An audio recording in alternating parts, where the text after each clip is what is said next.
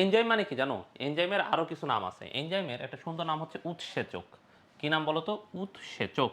ঠিক আছে? কি নাম ভাইয়া? উৎসেচক। ঠিক আছে? উৎসেচক। কিন্তু তোমরা যেটা জানো সেটা হচ্ছে এই যে প্রভাবক। আচ্ছা বলো তো, তোমরা ক্লাস 9-10 এই প্রভাবক বলে একটা জিনিস পড়ছো কিনা? তোমাদের মনে পড়ে ক্লাস 9-10 তোমরা প্রভাবকের মতো একটা জিনিস পড়ছো? মনে পড়ে? মনে পড়ে? মনে আছে তোমাদের? হ্যাঁ, এই তো হ্যাঁ, এখন এখন বলা মানে মনে পড়তেছে আর কি। ঠিক আছে? তাহলে এই যে প্রভাবক পড়ছো না, ওই প্রভাবকটাই এনজাইম। যখন সেটা জীব দেহে, যার যার যার দেহে জীবন আছে, ঠিক আছে, যার দেহে প্রাণ আছে, তার দেহে যখন তৈরি হবে, তখন সেটার নাম কি জানো? তখন সেটার নাম হচ্ছে এনজাইম। যেমন ধরো আমরা আমরা আমাদের দেহে এখন যেগুলো তৈরি হচ্ছে সেগুলোর নাম হলো এনজাইম। ধরো আজকে যদি আমার মরণ হয়ে যায়, ধরো আমি আজকে মরে গেলাম, তারপরে কি আমার দেহ কি এরকম ইনট্যাক্ট থাকবে, নাকি আস্তে আস্তে পচে যাবে? আস্তে আস্তে পচে মাটির সাথে গলে মিশে যাবে না? তখনও আমার দেহে এই যে আমাদের দেহের মাংস টাংস যে খুলে পচে মরে যাবে, এই যে এগুলা যে মাটির সাথে মিশে যাবে, এগুলোর জন্য তো এনজাইম লাগবে। তো তখন যেগুলো তৈরি হবে সেগুলোর নাম হবে প্রভাবক। তখন সেগুলোর নাম হবে কি? প্রভাবক। প্রভাবক। বুঝতে পারছো জিনিসটা? তাহলে দেখো, ল্যাব ট্যাবে আমরা যেগুলোকে প্রভাবক বলি, সেটাই আসলে এনজাইম, যখন সে আমাদের দেহে তৈরি হয়। কোথায় তৈরি হয়? আমাদের দেহে। শুধু আমাদের দেহ না, যার প্রাণ আছে, যার প্রাণ আছে এরকম কোনো প্রাণীর দেহে যখন এই প্রভাবকগুলো থাকে, তখন আমরা সেই প্রভাবককে প্রভাবক না বলে কি বলি ভাইয়া? এনজাইম বলি। আর এই সেম জিনিসটাকেই আমরা প্রভাবক বলি কখন? যখন আমরা ল্যাবে একটা অ্যাসিডের সাথে একটা ক্ষারের বিক্রিয়া করতেছি, যখন আমরা ল্যাবে মিথেন তৈরি করতেছি, যখন আমরা ল্যাবে, ঠিক আছে, আমরা ল্যাবের মধ্যে একটা পেট্রোলিয়ামের বিভিন্ন বিভিন্ন বিক্রিয়া টিক্রিয়া করে বিভিন্ন জিনিসপত্র তৈরি করতেছি, বিভিন্ন অ্যালডিহাইড তৈরি করতেছি, বিভিন্ন অ্যালকোহল তৈরি করতেছি, তখন আমরা যেগুলো ব্যবহার করতেছি সেগুলো হয়ে গেছে প্রভাবক। তাহলে তোমরা কি এখন এনজাইম জিনিসটা কি, এটি কি তোমাদের মাথায় ঢুকছে? ঠিক আছে, ঢুকছে কি? যদি ঢুকে থাকে তাহলে একটু মনে করে দেখো, ক্লাস 9-10 ওই কেমিস্ট্রি পড়ার মধ্যে যদি যাই, তাহলে দেখো প্রভাবক, প্রভাবক কি নিজে বিক্রিয়ায় অংশগ্রহণ করে বলো তো ভাইয়া? প্রভাবক কি নিজে বিক্রিয়ায় অংশগ্রহণ করে? নিজে কি বিক্রিয়া করে? নিজে কিন্তু বিক্রিয়া করে না। তাহলে কি করে? সে প্রভাবক মানে প্রভাব বিস্তার করে, প্রভাবিত করে। করে কি করে? বিক্রিয়াকে ত্বরান্বিত করে। বা বিক্রিয়া আগে ধরো ধরো নর্মালি সে হচ্ছে 1 মিনিটে 10টা বিক্রিয়া দিত, কিন্তু যখন প্রভাবক আসে, প্রভাবকের ফলে দেখা গেছে সে বিক্রিয়ার পরিমাণ অনেক বেড়ে গেছে। তখন 1 মিনিটে দেখা গেছে 100টা বিক্রিয়া করে। ঠিক আছে? বা ঠিক আছে, আপাতত এটাই জানো যে এই এনজাইমগুলো এসে এই কাজগুলো করে আর কি। হ্যাঁ, তাহলে এখানে একটা ছবি আছে দেখো।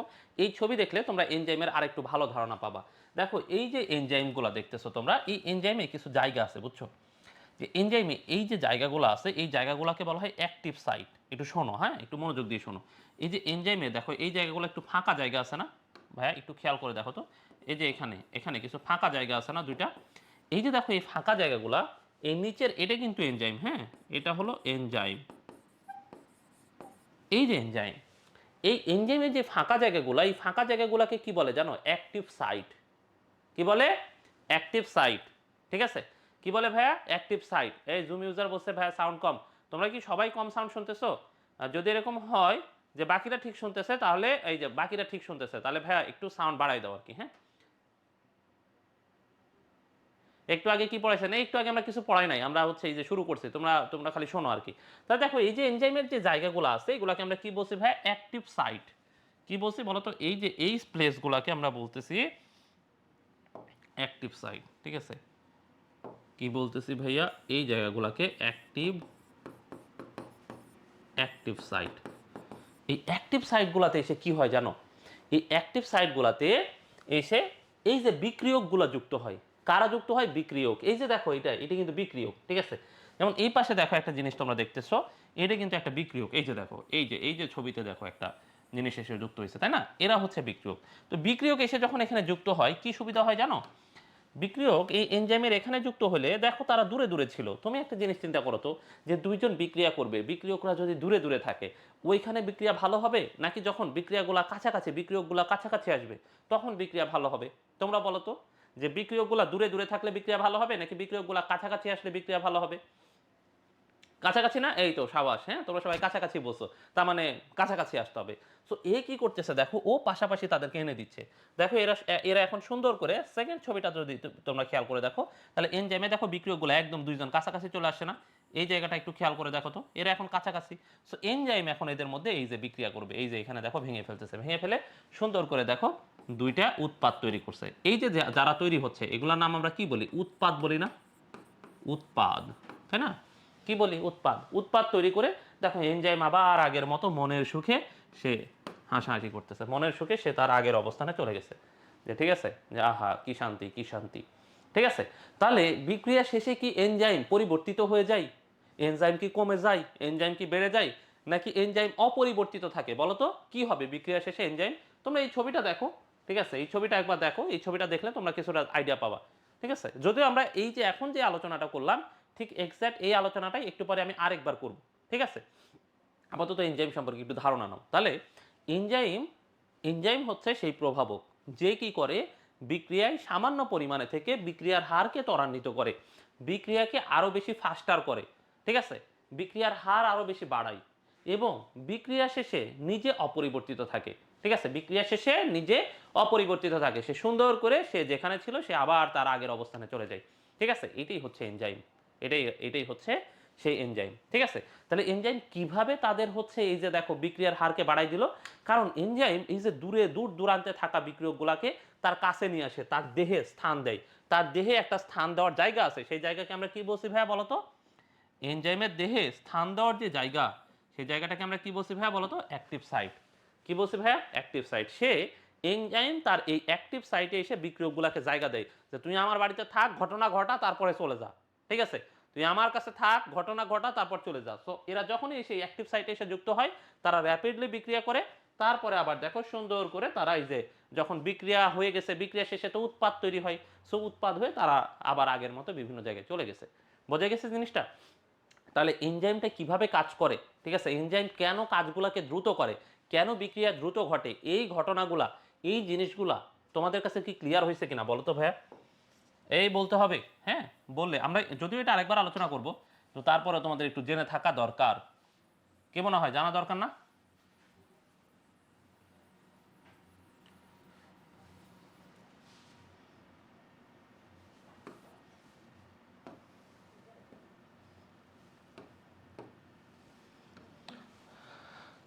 ঠিক আছে, ওকে। আরেকবার, হ্যাঁ মৌলি, টেনশনে কিছু নাই, এটা আমরা আরেকবার আলোচনা করবো যে এনজাইমের ক্রিয়া কৌশল, এটা তোমাদের গ নাম্বারের প্রশ্ন। ঠিক আছে, সো গ নাম্বারের প্রশ্ন তো অবশ্যই আলোচনা করতে হবে। এই চ্যাপ্টারের লাস্ট ক্লাস কবে? এই আজকে পূর্ণ, আজকে হ্যাঁ লাস্ট ক্লাস হবে। এরপরে তোমাদের যা হবে সিকিউ ক্লাস হবে, একটা সিকিউ গাইডলাইন ক্লাস হবে, একটা এমসিকিউ ক্লাস, এক্সট্রা বুক ইনফরমেশন ক্লাস হবে একটা, তবে ওগুলো এখন না আর কি। হ্যাঁ, এনজাইমকে অনুঘটকও বলা হয়, হ্যাঁ এনজাইমকে অনুঘটকও বলা হয়, এরপরে আমরা আবার বইয়ে দেখবো। ঠিক আছে, তাহলে দেখো এই যে এনজাইমের কিছু ঘটনা আমরা জানলাম, তার আগে আরেকটা জিনিস শোনো, এনজাইমগুলো কেমন জানো? এনজাইমের কিছু ধর্মের দিকে আসি। এনজাইম, তোমাদের মনে আছে যখন আমরা প্রোটিন পড়ছিলাম তখন আমরা বলছিলাম, তোমাদের কি মনে পড়ে যখন আমরা প্রোটিন পড়ছিলাম? বলো তো প্রোটিন পড়ার সময় আমরা এনজাইম সম্পর্কে কি বলছি? সকল এনজাইম, একটা খ নাম্বারের সুন্দর কোশ্চেন পড়ছিলাম, তোমাদের মনে আছে কিনা? সকল এনজাইম, সকল এনজাইম প্রোটিন, কিন্তু সকল প্রোটিন এনজাইম না, তাই না? কারণ আমরা কি বলছি, এনজাইম কোথায় তৈরি হয়? জীবদেহে। এনজাইম কোথায় তৈরি হয় ভাইয়া বলছি? জীবদেহে। এখন তোমাদেরকে আমরা কি বলছি, যে জীবদেহে যেই জিনিসপত্রগুলো তৈরি হয়, আমরা কিছুদিন আগেই প্রোটিন পড়ছি, লাস্ট একটা ক্লাস আগেই আমরা লাস্টে দুইটা প্রোটিন সম্পর্কে ক্লাস করছি, সেখানে আমরা কি বলছিলাম, যে আমাদের দেহে যেগুলো তৈরি হয় ইনভেরিয়েবলি সবগুলাই কি বলতো? সবগুলাই প্রোটিন। আমাদের বডিতে যেগুলো তৈরি হয় ইনভেরিয়েবলি সবগুলাই কি ভাইয়া? প্রোটিন। কি কি কি? প্রোটিন। এই যে জুনায়েদকে অনেকদিন পরে ক্লাসে দেখতেছি, ঠিক আছে, অনেকদিন তারে দেখি নাই, কয়েকজনের নাম মুখস্থ হয়ে গেছে। তোমরা আবার মন খারাপ করি না, মোটামুটি যারা মেসেজ দেয় এই যে চ্যাটে, মোটামুটি সবার নাম, বেশ অনেক দিন ধরে তোমাদের ক্লাস নিচ্ছি তো তোমাদের নাম মাথায় ঢুকে গেছে আর কি। ঠিক আছে, এই জন্য অনেকদিন পরে আসলেও তোমাদের মনে থাকে। এবার আসো, তাহলে আমরা কি বলছিলাম, তোমাদের মনে আছে জীবদেহে শুষ্ক ওজনের কত পার্সেন্ট প্রোটিন পড়ছি আমরা? বলো তো জীবদেহের শুষ্ক ওজনে কত পার্সেন্ট প্রোটিন পড়ছি? জীবদেহের শুষ্ক ওজনের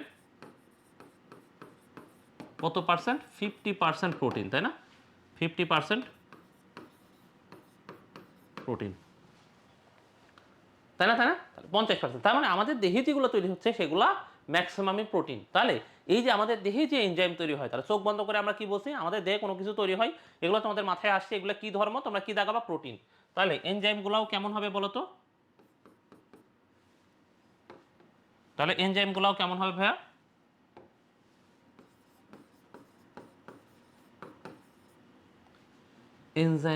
এনজাইমের কেমন ধর্ম হবে? এনজাইম প্রোটিন ধর্মী, তাই না?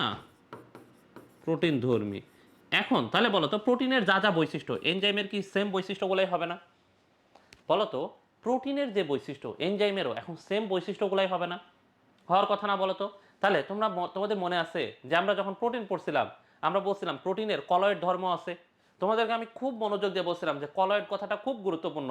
কলয়েড কথাটা পড়ছো তোমরা দুই জায়গায়, প্রোটিনে আর পড়ছো গ্লাইকোজেনে, দুইটাই বলছিলাম জীবের সাথে রিলেটেড, জীব আমাদের দেহের সাথে রিলেটেড। তাহলে আমরা যখন পড়ছি প্রোটিন কলয়েড ধর্ম আছে, তাহলে এনজাইম কি কলয়েড ধর্মী কিনা বলো তো? তাহলে বলো তো, এনজাইমের কি কলয়েড ধর্ম আছে কিনা? কলয়েড ধর্মী হবে না? হ্যাঁ, কলয়েড ধর্মী। ঠিক আছে। এবার তোমাদের মনে আছে অ্যামাইনো অ্যাসিড প্রোটিন দুইটাতে আমরা বলছিলাম পানিতে দ্রবণীয় কিন্তু অ্যালকোহলে অদ্রবণীয়। মনে পড়ে সেই কথা, যখন আমরা প্রোটিন পড়ছিলাম বলছিলাম প্রোটিন অ্যামাইনো অ্যাসিড দুইটাই পানিতে দ্রবণীয়, কিন্তু কোথায় অদ্রবণীয় বলো তো ভাইয়া? অ্যালকোহলে। তাহলে বলো তো, এনজাইম কি পানিতে দ্রবণীয় কিনা? অবশ্যই পানিতে দ্রবণীয়। ঠিক আছে, এগুলো হচ্ছে মেজর কিছু বৈশিষ্ট্য, ঠিক আছে, এনজাইমের। তাহলে এনজাইমের যেগুলো তোমাদের পরীক্ষা আসবে, আসার মতো মেজর মেজর বৈশিষ্ট্য আমরা আলোচনা করবো, এরপর আবার আবার আমরা বইয়ের দিকে ফিরে যাবো, কোনো টেনশনে কিছু নেই, তোমরা একটু মনোযোগ দিয়ে শোনো। তাহলে আমরা কি বলছিলাম, এনজাইম কেমন ধর্মী? প্রোটিন, লিপিড নাকি কার্বোহাইড্রেট? প্রোটিন ধর্মী। যেহেতু প্রোটিনের কলয়েড ধর্ম আছে, সুতরাং এনজাইমেরও কলয়েড ধর্ম থাকবে। যেহেতু প্রোটিন পানিতে দ্রবীভূত হয়, সুতরাং এনজাইমও কি হবে? পানিতে দ্রবণীয় হবে। এবার আসো দুইটা গুরুত্বপূর্ণ কথা দেখো। এই যে এনজাইমগুলা কাজ করার জন্য একটা নির্দিষ্ট পিএইচ লাগে, হ্যাঁ। কিছু এনজাইম আছে যারা অ্যাসিডিক পিএইচে ভালো কাজ করে, কিছু এনজাইম আছে যারা ক্ষারীয় পিএইচে ভালো কাজ করে। মানে এরকম না যে কোনো পিএইচে দিলে, যেমন দেখো আমাদের স্টমাক, আমাদের যে পাকস্থলী, আমাদের পাকস্থলীর পিএইচ কেমন? অ্যাসিডিক। কারণ আমাদের পেটে কি থাকে? হাইড্রোক্লোরিক অ্যাসিড আছে। আমাদের পেটের পিএইচ কত জানো? 1 থেকে 2। ঠিক আছে, আমাদের বইয়ে আছে, তোমরা এই বইয়ে একসময় পড়বা যে আমাদের পাকস্থলীর পিএইচ 1 থেকে 2। মানে চিন্তা করো কি পরিমাণ অ্যাসিডিক, কঠিন অ্যাসিড, কঠিন। ঠিক আছে, এই যে এত অ্যাসিডিক পরিবেশ আমাদের পেটে, ঠিক আছে, তাহলে আমাদের পেটে যদি এত অ্যাসিডিক পরিবেশ হয়, ঠিক আছে, যদি এত অ্যাসিডিক পরিবেশ হয়, তাহলে এখানে যে এনজাইমগুলো কাজ করে তারা অ্যাসিড ধর্মে ভালো কাজ করে। আবার দেখো আমাদের পাকস্থলীর এই এনজাইমগুলোকে যদি আমরা আমাদের ক্ষুদ্রান্তে বাড়াইতাম, আমাদের ক্ষুদ্রান্তের পিএইচ হলো ক্ষারধর্মী, 8-এর মতো, 8 ধরো, অ্যারাউন্ড 8। তাহলে ওইখানে যে কি তারা কাজ করতে পারবে বলো? তারা কিন্তু পারবে না। আবার ধরো আমাদের ক্ষুদ্রান্তে যে এনজাইমগুলো কাজ করে, সেই এনজাইমগুলোকে যদি আমরা আমাদের পাকস্থলীর এই অ্যাসিডিক পরিবেশে আনতাম, তাহলে কি ওরা কাজ করতে পারতো? ওরা কিন্তু কাজ করতে পারতো না।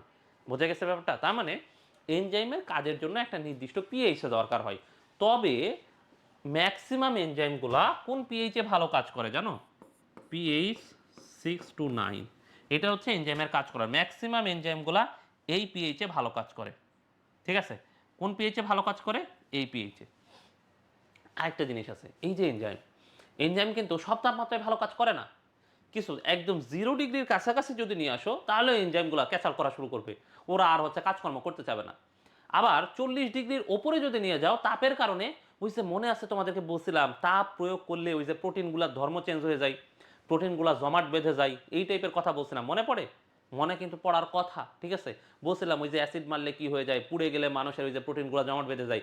সো বেশি তাপ দিলেও কিন্তু প্রোটিনগুলা তাদের ধর্ম নষ্ট হয়ে যেতে পারে, তখন আবার দেখা যাবে যে এনজাইম আর কাজ করবে না। ঠিক আছে, তাহলে এনজাইমের কাজ করার জন্য একটা সুন্দর তাপমাত্রা আছে। কোন তাপমাত্রা? ধরো 35,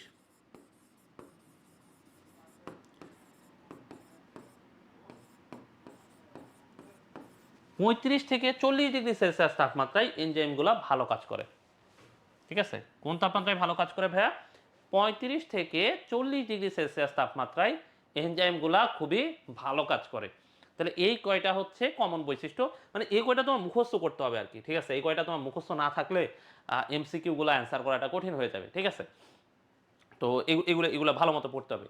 আর আজকে তোমাদের সাথে আমরা কথা বলবো, এই তোমরা জানো যে কয়েকদিন আগে এই যে মেডিকেলে পরীক্ষা হইলো, লাস্ট যেদিন তোমাদের ক্লাস নিয়েছিলাম বৃহস্পতিবার রাতে, সেদিন বলতেছিলাম যে আরে আজকে তো মেডিকেলের ক্লাস মেডিকেলে পরীক্ষা হবে আগামীকালকে সকালে, ঠিক আছে, মনে আছে? এবং মেডিকেল ভর্তি পরীক্ষা একটা রেজাল্ট দিছে, তোমরা কোশ্চেন দেখছো? কোশ্চেন কি তোমাদের কাছে অনেক বেশি কঠিন মনে হয়েছে? তোমরা দেখছো রেজাল্ট দেখছো? ঠিক আছে, এই যে বিভিন্ন 48টা পার পেজের 48টা হয়েছে, চিন্তা করা যায়। এবার হাইস্ট মার্ক কত? হাইস্ট মার্ক কত? 91, 92.5 মনে হয়, নাকি 91.5 মেবি, ঠিক আছে। ও ফার্স্টের ইন্টারভিউ নেওয়া হয়েছে, কিন্তু আসলে জিজ্ঞেস করা হয় নাই কত নাম্বার পাইছে। ওই সময় আসলে এত এত চারিদিক থেকে এত চাপ আসতেছিল আর কি। হ্যাঁ, তাহলে এই যে 91.25, জুনাইদ বলতেছে হ্যাঁ, তাহলে 91 পয়েন্ট, তাহলে ফার্স্ট হয়েছে 91.25। যে ফার্স্ট দেখো, তাহলে তাহলে চিন্তা করো, যে ফার্স্ট হয়েছে, ফার্স্ট, আচ্ছা, ভালো মতো লিখি। এগুলো নিয়ে তোমাদের সাথে একটু গল্প করবো আর কি, হ্যাঁ, একটু পরে। তাহলে যে ফার্স্ট হয়েছে সে পাইছে 91.25, যে সেকেন্ড হয়েছে সে কত পাইছে জানো? সে পাইছে বরাবর 91। যে থার্ড হয়েছে সে কত পাইছে জানো? সে পাইছে 90.75। মজা না? কোনো মিল দেখতে পাচ্ছ? এই তোমরা কি কোনো মিল দেখতে পাচ্ছ? দেখো এদের ফার্স্ট সেকেন্ড থার্ডের নাম্বারে একটা মজা আছে। এদের তিনজনের সাথে আমি কথা বলছি লাস্ট এই যে উইক গেল, মোটামুটি রবিবারে একজনের সাথে কথা বলছি, আর সোমবারে মনে হয়, হ্যাঁ সোমবারে দুইজনের সাথে কথা বলছি, সেকেন্ড আর থার্ডের সাথে। ও না, প্রথম দিনে রবিবারে ফার্স্ট সেকেন্ড দুইজনের সাথে কথা বলছিলাম, ঠিক আছে। তো ওদের থেকে কিছু জ্ঞান তোমাদেরকে দিবনি আর কি, ওরা তোমাদের প্রতি পরামর্শ দিচ্ছে আর কি, ঠিক আছে। সামনে একটা পডকাস্ট আসবে, তোমরা দেখো আর কি। তো ওরা তোমাদেরকে পরামর্শ দিচ্ছে যে এইচএসসি 27 ব্যাচের এখন কি করা উচিত আর 26 ব্যাচের কি করা উচিত, ঠিক আছে। যাই হোক, আমরা এগুলো নিয়ে আরেকটু পরে কথাবার্তা বলাই যায় আর কি, হ্যাঁ। তাহলে আসো শোনো, তাহলে তাদের গুরুত্বপূর্ণ একটা পরামর্শ ছিল যে তারা তাদের পড়াশোনা ইন্টারমিডিয়েটে থাকতেই, বুঝছো, যে থার্ড ও তার পড়াশোনা ইন্টারমিডিয়েটে থাকতেই তোমার টেস্ট পরীক্ষার আগেই সবগুলো পড়াশোনা খুব ভালো মতো শেষ করে ফেলছে, ঠিক আছে। মোটামুটি সবাই তিনজনই, ঠিক আছে, এই ইন্টারমিডিয়েটে থাকতেই দিনের পড়া দিনে পড়াশোনা করছে, ঠিক আছে। এবং তাদের পড়াশোনাগুলো খুব ভালো মতো তারা হচ্ছে ইন্টারমিডিয়েটে থাকতেই যে টেস্ট পরীক্ষার আগেই শেষ করছে। তারপর টেস্ট পরীক্ষা থেকে এই যে টেস্ট পরীক্ষার পরে মোটামুটি 4 মাসের মতো সময় পাওয়া যায়, ওই 4 মাস সময়ে খুব ভালো মতো এইচএসসির জন্য প্রিপারেশন নিচ্ছে, ঠিক আছে। এইচএসসির জন্য খুব ভালো ফোকাস করে পড়াশোনা করছে। এরপরে অ্যাডমিশনে পড়াশোনা করছে। এটা হলো সেকেন্ড আর থার্ডের কাহিনী। ফার্স্টের কাহিনী একটু ভিন্ন, ও আবার প্রি মেডিকেল করছে, প্রচুর ক্লাস করছে, করে আবার নিজের প্রস্তুতি ঠিকঠাক করে রাখছে। এই জন্য অ্যাডমিশনের সময় এসে সে বেশি ক্লাস করে নাই, করছে ক্লাস কিন্তু বেশি না, ঠিক আছে। যেহেতু প্রি মেডিকেলেও ক্লাস করে ফেলছে, ও ভাবছে যে ক্লাস করতে গেলে সময় নষ্ট, ঠিক আছে। রেটিনা ডাইজেস্ট থেকে প্রায় 15-16টা বাদ দিয়ে সব প্রশ্ন, অতগুলো বাদ যায় নাই। রেটিনা ডাইজেস্ট থেকে কয়টা, 7-8টা প্রশ্ন মনে হয় বাদ গেছে, সবগুলোই তো আসছে। আচ্ছা ঠিক আছে, তাহলে দেখো এই যে এনজাইমগুলো কোন পিএইচে ভালো কাজ করে, 6 থেকে 9 পিএইচে। কোন তাপমাত্রায় ভালো কাজ করে, 35 থেকে 40। আবার আরেকটা জিনিস আছে শোনো, এনজাইমগুলো, একটা এনজাইম আল্লাহর দুনিয়ায় সব বিক্রিয়কের ক্ষেত্রে কাজ করবে না। যদিও বিক্রিয়কগুলোকে আমাদের বইয়ে নাম দিছে সাবস্ট্রেট, বিক্রিয়কের ইংরেজি হচ্ছে সাবস্ট্রেট, ঠিক আছে। তাহলে আমাদের বইয়ে বিক্রিয়ক না বলে কি বলা আছে ভাইয়া, সাবস্ট্রেট। কি বলা আছে, সাবস্ট্রেট, ঠিক আছে। কি লেখা আছে, সাবস্ট্রেট। এই যে সাবস্ট্রেট, আমার তো হাতের লেখা আরও অসাধারণ, ঠিক আছে। তাহলে এগুলোর নাম কি, সাবস্ট্রেট, ঠিক আছে। বিক্রিয়কের ইংরেজি হচ্ছে সাবস্ট্রেট।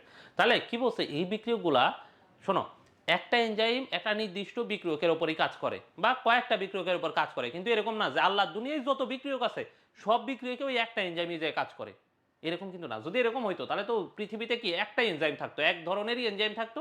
ওই এনজাইমই যখনই যেখানে এনজাইম লাগবে এক ফোঁটা এনজাইম এনে দিয়ে দিতাম, 1 চামচ এনজাইম। আমরা বলতাম এই রুটি বানাইতে হবে, তাহলে কি করতে হবে, দাও 1 চামচ এনজাইম, তারপর আমরা 1 চামচ সেই এনজাইম দিয়ে দিতাম, ঠিক আছে। তো এরকম না। যেমন ধরো এই যে সুক্রোজের উপর কে কাজ করবে বলো তো। যেমন ধরো সুক্রোজ এনজাইমকে যে ভাঙে, তোমরা সুক্রোজ এই কথাটার সাথে পরিচিত না বলো, সুক্রোজের সাথে তোমরা পরিচিত। তাহলে এই যে দেখো সুক্রোজ, ঠিক আছে, এই যে সুক্রোজের ওপর কে কাজ করে জানো? সুক্রোজের ওপর কাজ করে হলো সুক্রেজ এনজাইম। কে কাজ করে, সুক্রেজ এনজাইম কাজ করে। আবার ধরো মল্টোজ, মল্টোজের ওপর কে কাজ করে জানো, ম্যালটেজ, মল্টোজ বা ম্যালটেজ, এরকম আর কি, হ্যাঁ। তাহলে তোমরা কি নামের সাথে মিল পাচ্ছ? তাহলে ধরো সেলুলোজের ওপরে কে কাজ করবে জানো? সেলুলোজের ওপর কাজ করে সেলুলেজ। সেলুলেজ। তোমরা বুঝতে পারতেছো যে এক একটা বিক্রিয়ক, এখানে বিক্রিয়ক কারা? বিক্রিয়ক হচ্ছে এই যে এখানে সুক্রোজ, এখানে ম্যালটোজ, আর এখানে কি সেলুলোজ, তাই না? তাহলে এক একটা বিক্রিয়কের ওপর এক একটা এনজাইম কাজ করে। জিনিসটা এরকম না যে একটা এনজাইমে আল্লাহর দুনিয়ায় সব জায়গায় কাজ করে। যদি এরকম হইতো তাহলে ওই যে এই সুক্রেজ এনজাইম সুক্রোজকেও ভাঙতো, মল্টোজকেও ভাঙতো, সেলুলোজকেও ভাঙতো। সো সাবস্ট্রেট ভেদে এই এনজাইমগুলো চেঞ্জ হইতে পারে। বোঝা গেছে? তাহলে এই কয়টা হচ্ছে মেজর বৈশিষ্ট্য এনজাইমের। তাহলে এবার আসো আমরা আমাদের বই একটু দেখি যে এনজাইমের কি কি বৈশিষ্ট্য নিয়ে কথাবার্তা বলছে। এই শুরুতে কিছু কথাবার্তা লেখা আছে যে কে কোথায় কোথায় এনজাইম আবিষ্কৃত হয়েছে, ঠিক আছে, কে আবিষ্কার করছে, এগুলো তোমরা রিডিং পড়বা। এগুলা কোনো পরীক্ষায় তেমন একটা আসবে না, ঠিক আছে? এই তোমরা দেখছো এই চ্যাপ্টার থেকেও কোশ্চেন আসে। তোমাদের দেখে কি মনে হয়েছে যে আমরা যেগুলো পড়াইছি সেখান থেকে কোশ্চেন কমন আসে? ঠিক আছে, এই তোমাদের মনে হয়েছে? তোমরা তো মেডিকেলের পরীক্ষার কোশ্চেন দেখলা, তাই না? তোমাদের কিন্তু বেশ কয়েকটা চ্যাপ্টার আমরা পড়াইলাম, প্রথম দ্বিতীয় তৃতীয়, কোষের গঠন, কোষ বিভাজন এবং এই চ্যাপ্টার। দেখে মনে হয়েছে যে যা কোশ্চেন আসে আমাদের বই থেকে আমরা যা পড়াচ্ছি সেগুলাই আসতেছে, ঠিক আছে? সেগুলোই আসছে কিন্তু, হ্যাঁ, বাইরে আসে নাই কিন্তু। তো তোমরা যদি এখন থেকে একটু ভালো মতো পড়াশোনা করো, এই যে বড় ভাইদের যদি একটু পরামর্শ শোনো, ঠিক আছে, শুনে যদি একটু পড়াশোনা করো, তোমরা বুঝতে পারো, মানে তোমরা ওই সময় যে ফিল করবা যে তোমরা কত বেশি আগায় গেছো এবং কত বেশি তোমাদের হেল্প হচ্ছে এই জিনিসটা, ঠিক আছে? তাহলে আসলে দেখো এনজাইমের বৈশিষ্ট্যগুলো দেখলে আমরা হচ্ছে কিছু বৈশিষ্ট্য একটু দেখে ফেলি আর কি। হ্যাঁ, তাহলে প্রথম দেখো এনজাইমগুলো কেমন ধর্মী? প্রোটিন ধর্মী। কেমন ধর্মী ভাইয়া? প্রোটিন ধর্মী। কেমন ধর্মী? প্রোটিন ধর্মী। এটা আমরা বলছি। তারপর এনজাইমে কি দেখো, এই যে কলয়েড ধর্মী আছে, কলয়েড রূপে অবস্থান করে। তারপরে আমরা কি বলছি ভাইয়া? দেখো এনজাইমগুলো একটা নির্দিষ্ট পিএইচে ভালো কাজ করে। কোন পিএইচে সবচেয়ে ভালো কাজ করে? 6 থেকে 9। এবং কোন তাপমাত্রায় ভালো কাজ করে ভাইয়া? দেখো 35 থেকে 40 ডিগ্রি সেলসিয়াস তাপমাত্রা। কোন তাপমাত্রা? কোন তাপমাত্রা? 35 থেকে 40। এবার দেখো দেখো দেখো দেখো দেখো অধিক তাপে এনজাইম বিনষ্ট হয়ে যায়, একটা কথা এখানে লেখা আছে দেখো, অধিক তাপে এনজাইম বিনষ্ট হয়ে যায়, এই যে নষ্ট হয়ে যায়। কেন নষ্ট হয়ে যায়? ওই যে তোমাদেরকে আমি পড়াইছি, প্রোটিনের মধ্যে তাপ দিলে প্রোটিন ওই যে জমাট বেঁধে যায়, প্রোটিন তার ধর্ম চেঞ্জ করে ফেলে, ডিন্যাচারেশন, ঠিক আছে, ডিন্যাচারেট হইতে পারে। মোকসেদুল ইসলাম মাত্র জয়েন করছে, সমস্যা নাই, তুমি এখন মনোযোগ দিয়ে শোনো, ঠিক আছে? পরে আবার রেকর্ড দেখে ফেলো, শুরুতে আমরা কিছু আলাপ আলোচনা করছি। এবার দেখো ওই যে তোমরা যেই প্রভাবকের সংজ্ঞা পড়ছো, সেই প্রভাবকের সংজ্ঞা থেকে দেখো বৈশিষ্ট্য, এনজাইম খুব অল্প মাত্রায় বিদ্যমান থেকে বিক্রিয়ার হারকে ত্বরান্বিত করে, তাই না? তাহলে যে সকল পদার্থ খুব অল্প মাত্রায় থেকে বিক্রিয়ার হারকে ত্বরান্বিত করে এবং নিজেরা বিক্রিয়া শেষে অপরিবর্তিত থাকে তাদেরকে আমরা কি বলি? এনজাইম বা উৎসেচক বা অনুঘটক বা প্রভাবক, ঠিক আছে? তাহলে দেখো এনজাইম কেবলমাত্র বিক্রিয়ার হারকে ত্বরান্বিত করে, এই যে আমরা বারবার বললাম যে বিক্রিয়ার হার। তাহলে এনজাইম কি করে ভাইয়া? বিক্রিয়ার হারকে ত্বরান্বিত করে। কাকে ত্বরান্বিত করে ভাইয়া? বিক্রিয়ার হারকে ত্বরান্বিত করে, কিন্তু বিক্রিয়ার সাম্যাবস্থার কোনো পরিবর্তন করে না। তাহলে বিক্রিয়ার হারকে পরিবর্তন করবে, কিন্তু কাকে পরিবর্তন করে না ভাইয়া? এই যে দেখো সাম্যাবস্থার। কিসের পরিবর্তন? ওই তোমরা সাম্যাবস্থা পড়ছো না, যে উভমুখী বিক্রিয়ার ক্ষেত্রে সাম্যাবস্থা কোথায় থাকে বলো তো ভাইয়া? উভমুখী বিক্রিয়ার ক্ষেত্রে কোথায় থাকে? কোথায় থাকে? উভমুখী। যে এই যে ধরো উভমুখী বিক্রিয়ার ক্ষেত্রে ধরো এ প্লাস বি এরা বিক্রিয়া করে ধরো সি প্লাস ডি তৈরি করতেছে। আবার কি হলো? এই যে সি প্লাস ডি বিক্রিয়া করে সুন্দর করে এ প্লাস বি তৈরি করে। যখন দুই দিকেরই বিক্রিয়ার হার সেম হয় তখন এই বিক্রিয়াকে আমরা কি বলি? উভমুখী বিক্রিয়া, ঠিক আছে? ঠিক আছে, তাহলে তোমরা সাম্যাবস্থা পড়ছো, ঠিক আছে? এই যে উভমুখী বিক্রিয়ায় সাম্যাবস্থা পড়ছো না 9-10 ইয়া বইয়ে, কেমিস্ট্রি বইয়ে, ওই জিনিসটাই আর কি। হ্যাঁ, তাহলে এই যে এরকম যদি এরকম হয় যে 1 মিনিটে ধরো এ প্লাস বি 10টা এ প্লাস বি, ঠিক আছে, সি প্লাস ডিতে পরিণত হয়, আবার প্রতি মিনিটে 10টা C plus D A plus বিতে পরিণত হয়, তাহলে দুই দিকেরই বিক্রিয়ার হার সেম। ধরো এ প্লাস বি যে সি প্লাস ডি হওয়ার হার ধরো 10 একক। আবার দেখো সি প্লাস ডি যুক্ত হয়ে এ প্লাস বি হওয়ার হারও হচ্ছে 10 একক মনে করো। তাহলে কি বিক্রিয়া বলো তো? দুই দিকেরই বিক্রিয়ার হার সেম না? দুই দিকের কি বিক্রিয়ার হার সেম। দেখো এ প্লাস বিও প্রতি প্রতি মিনিটে কত একক হয়? 10 একক। সি প্লাস ডিও প্রতি মিনিটে কয় একক যুক্ত হয়? 10 একক। দুইটারই বিক্রিয়ার হার সেম। যখন দুই দিকেরই বিক্রিয়া এই পাশ যেভাবে যাচ্ছে ওই পাশও যেই গতিতে যাচ্ছে, দুইটাই যখন সেম, তখন এই অবস্থানটাকে কি বলা হয় জানো? সাম্যাবস্থা। কি বলে ভাইয়া? কি বলে? সাম্যাবস্থা। সাম্যাবস্থা। তাহলে এনজাইম এই সাম্যাবস্থায় কোনো পরিবর্তন করে না। বোঝা গেছে? তাহলে এনজাইম এই সাম্যাবস্থায় কোনো পরিবর্তন করে না। কিসে পরিবর্তন করবে? বিক্রিয়ার হারকে। দেখা যাবে এগুলা 10 একক আছে না, 10 এককের জায়গায় এনজাইম যখন আসে তখন দেখা গেছে এগুলো 50 একক হয়ে গেছে, 50 ইউনিট। কিন্তু কিন্তু বিক্রিয়ার সাম্যাবস্থা চেঞ্জ হবে না, বিক্রিয়ার হার চেঞ্জ হবে, কিন্তু সাম্যাবস্থা চেঞ্জ হবে না, এই কথা মনে রাখো, ঠিক আছে? এরপরে দেখো এনজাইমের কার্যকারিতা সুনির্দিষ্ট, যেটা আমরা তোমাদেরকে বলছি, কার্যকারিতা দেখো সুনির্দিষ্ট। কার্যকারিতা কেমন ভাইয়া? সুনির্দিষ্ট, অর্থাৎ একটা নির্দিষ্ট এনজাইম শুধুমাত্র একটা নির্দিষ্ট বিক্রিয়া বা নির্দিষ্ট, এই যে দেখো, একটা নির্দিষ্ট বিক্রিয়ক গ্রুপকেই প্রভাবিত করে, সবাইকে প্রভাবিত করে না, ঠিক আছে? এরপরে দেখো প্রায় সব এনজাইম পানিতে দ্রবণীয়। আচ্ছা, তার আগে দেখো এনজাইম শুধু জীবিত কোষেই উৎপন্ন হয়, এই যে দেখো, এই কথাটা কিন্তু গুরুত্বপূর্ণ। দেখো কোথায় তৈরি হয়? জীবিত কোষ। আমরা বললাম না, আমি এখনই যদি মরে যাই তাহলে আমার দেহে যেটা তৈরি হবে সেটার নাম কি হবে? প্রভাবক, ঠিক আছে? এবং এদের কার্যকারিতার জন্য কি প্রয়োজন ভাইয়া? পানির প্রয়োজন। কি প্রয়োজন? পানির প্রয়োজন। তাহলে এনজাইম শুধুমাত্র কোথায় তৈরি হচ্ছে ভাইয়া? জীবিত কোষে। মৃত কোষে কিন্তু তৈরি হয় না। মৃত কোষে কি তৈরি হয়? প্রভাবক তৈরি হয়। আর দেখো প্রায় সব এনজাইমই দেখো পানিতে দ্রবণীয়। আবার আমরা কি বলছি? দেখো এনজাইম তাপ দিলে নষ্ট হয়ে যায়। তাহলে দেখো এই যে প্রখর আলো, প্রখর আলো মানে তো ওইখানে তাপ বেশি, অতিবেগুনি রশ্মি আছে যেখানে, এর প্রভাবে এনজাইমের কার্যকারিতা নষ্ট হয়। এনজাইমের কার্যকারিতা কি হয়? নষ্ট হয়। তাহলে দেখো এনজাইমের যে বৈশিষ্ট্যগুলো পড়ছো, ঠিক আছে, তোমার এখন তোমার মুখস্থ করতে হবে কোনটা বলো তো ভাইয়া? এই যে দেখো এই 6 থেকে 9 যেটা অলরেডি তোমাদের মুখস্থ হয়ে যাওয়ার কথা, আর এই যে দেখো 35 থেকে 40, বলো তো এই দুইটা ছাড়া বাকি যেই তথ্যগুলো আছে এগুলা এখন আর তোমাকে মুখস্থ করতে হবে ধরে ধরে করে, এটা এটা বৈশিষ্ট্য, এটা এটা বৈশিষ্ট্য, আর এটা আছে, ওইটা আছে, সেটা আছে, এরকম প্যাচ লাগার কি কোনো চান্স আছে বলো তো? এই কোনো চান্স আছে? চান্স তো নাই, আশা করি নাই। যদি মনোযোগ দিয়ে শুনে থাকো এখানেই তোমার মুখস্থ হয়ে যাবে, ঠিক আছে? প্রোটিনের সাথে কিছু বৈশিষ্ট্য মিলাবা, আর হচ্ছে এনজাইমের নিজের যে ও নির্দিষ্ট বিক্রিয়াতেই কাজ করবে, জীবিত কোষে তৈরি হবে, তাপ দিলে নষ্ট হয়ে যাবে, ঠিক আছে?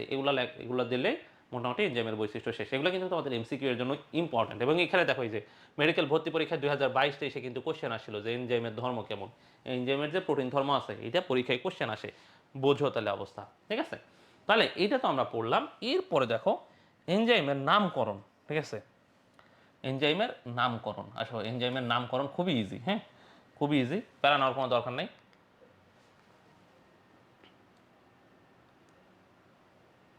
তাহলে আসো আমরা এনজাইমের কিছু কিছু করি আর কি, হ্যাঁ, নামকরণ পড়ি। তাহলে ধরো এনজাইমের নামকরণ যদি পড়তে যাই, খেয়াল করো, এনজাইমের নামকরণ করা হয়, এটা তোমরা রিডিং পড়বা। কি পড়বা ভাই? রিডিং পড়বা। তাহলে রিডিংয়ে শোনো, এখানে মূলত 3টা পয়েন্ট বলছে, নামকরণ করা হয় মূলত 3টা পয়েন্ট অনুসারে, ঠিক আছে? ঠিক আছে, তাহলে কি হিসেবে, কয়টা হিসেবে নামকরণ করা হয় ভাইয়া? 3টা হিসেবে নামকরণ করা হয়। তাহলে নাম্বার 1 হচ্ছে কি? সাবস্ট্রেট, মানে বিক্রিয়কের ধরন অনুসারে, বিক্রিয়কের নামের সাথে নামের মিল, ঠিক আছে? বিক্রিয়কের নাম যেরকম এনজাইমের নাম সেরকম। তাহলে যেমন দেখো সুক্রেজ, তুমি এই পাশে যদি নাও দেখো তাহলে তুমি কি বুঝতেছো? সুক্রেজ কার উপর কাজ করে? সুক্রোজের উপরে কাজ করে না, বলো তো ভাইয়া? সুক্রোজ। এবার দেখো ইউরিয়েজ, তুমি নাম না দেখে এই পাশে না দেখলে তুমি কি বুঝবা? ইউরিয়া, তাই না? ইউরিয়ার উপর কাজ করে। তাহলে এই যে আচ্ছা, এটা এটা আর্জিনেজ নামটা, ও আর্জিনিন তো আমাদের সাথে পরিচিত, তাই না? তাহলে আর্জিনিন, আর্জিনেস কার উপর কাজ করবে ভাই? আর্জিনিনের উপর। আর্জিনিন আর হিস্টিডিন পড়ছি আমরা শিশুদের ক্ষেত্রে, কি কি কি যেন অত্যাবশ্যকীয় অ্যামাইনো অ্যাসিড। তারপর ধরো এই যে লাইপেজ, লাইপেজ মানে লিপিড, লিপিড কার উপর কাজ করে? লিপিড, তাই না? তাহলে দেখো তো আমরা যদি এগুলো দেখি, বিক্রিয়কের নাম অনুসারে এনজাইমের নাম হয়েছে না? যে ইউরিয়ার ওপর কাজ করে তার নাম ইউরিয়েজ, যে সুক্রোজের ওপর কাজ করে তার নাম সুক্রেজ, ঠিক আছে? যে আর্জিনিনের ওপর কাজ করে তার নাম হচ্ছে আর্জিনেজ, যে টাইরোসিনের ওপর কাজ করে তার নাম টাইরোসিনেজ, যে লিপিডের ওপর কাজ করে তার নাম লিপিড, সরি লাইপেজ, যে প্রোটিনের ওপর কাজ করে তার নাম হলো প্রোটিয়েজ। বোঝা গেছে? তাহলে এরকম বিক্রিয়কের নাম অনুসারে হইতে পারে। আবার আরেকটা পয়েন্ট কি, যে কি ধরনের বিক্রিয়াকে প্রভাবিত করতেছে। যেমন ধরো আর্দ্র বিশ্লেষণ, তোমাদেরকে আমি বেশ কয়েকবার আর্দ্র বিশ্লেষণ, আর্দ্র বিশ্লেষণ এই কথাটা বলছি, মনে আছে? কারণ কার্বোহাইড্রেট পড়াশোনায় আমরা বারবার বলছিলাম বড় কার্বোহাইড্রেট ভাঙতেছে কিসের মাধ্যমে? আর্দ্র বিশ্লেষিত হয়ে। তাহলে ধরো আর্দ্র বিশ্লেষণ,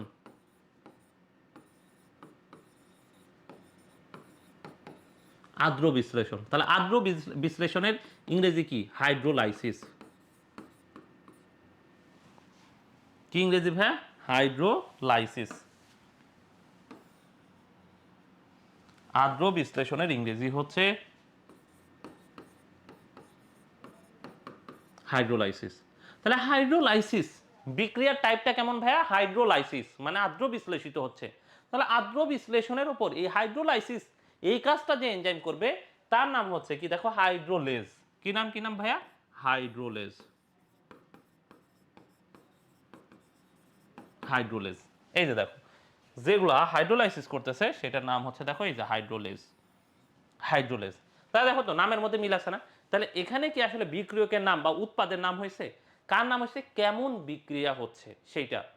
না না এটা মুখস্থ করতে হবে না, এটা তোমরা রিডিং পড়বা, এটা তোমরা রিডিং পড়বা। বোঝা গেছে জুনায়েদ? রিডিং। তাহলে দেখো আমরা কি বললাম যে যেটা আর্দ্র বিশ্লেষিত করতেছে সেটার নাম আমরা কি বলছি? হাইড্রোলেজ। এবার ধরো তোমরা জানো যে জারণ বিজারণ নাম শুনছো না? তাহলে জারণের ইংরেজি হচ্ছে অক্সিডেশন। তাহলে যে বিক্রিয়াতে জারণ হয় সেই বিক্রিয়ায় যে এনজাইম কাজ করে সেটার নাম কি? অক্সিডেজ। কি নাম? অক্সিডেশন মানে জারণ। সো অক্সিডেশন না হয়ে এনজাইমটার নাম হয়েছে কি? অক্সিডেজ। যেখানে বিজারণ হয় সেখানে এনজাইমের নাম কি? রিডাকশন মানে বিজারণ। তাহলে রিডাকটেজ। কি নাম? রিডাকটেজ। তাহলে দেখো আমরা দুইটা টাইপ দেখলাম, একটা হচ্ছে কি ভাইয়া যে বিক্রিয়কের নাম অনুসারে, একটা কি ভাইয়া বিক্রিয়কের নাম অনুসারে, বিক্রিয়কের নাম যেরকম এনজাইমের নাম সেরকম। আরেকটা কোশ্চেন কিরকম ভাইয়া যে বিক্রিয়া কেমন সেই বিক্রিয়া টাইপ অনুসারে, বিক্রিয়া যদি জারণ হয় তাহলে জারণের ইংরেজি যেহেতু অক্সিডেশন তাহলে অক্সিডেজ এনজাইম। বিক্রিয়া যদি বিজারণ হয়, বিজারণ মানে রিডাকশন, তাহলে কি? রিডাকটেজ এনজাইম। বিক্রিয়া যদি আর্দ্র বিশ্লেষণ হয় নাম কি? হাইড্রোলেজ। ঠিক আছে এরকম।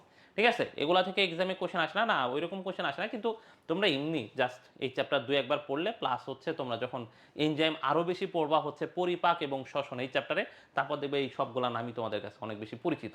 তখন এইগুলা এই যে বলা লাগবে না যে ভাই এগুলো মুখস্থ করো, কারণ পরিপাক শোষণে যায় তোমরা পড়বাই এগুলা যে পাকস্থলিতে কি পরিপাক হয়, ক্ষুদ্রান্তে কি পরিপাক হয়, ওইখানে যেহেতু এই পরিপাকগুলাই পড়বা তখন দেখবে অটোমেটিক এই নামগুলো মুখস্থ হয়ে গেছে।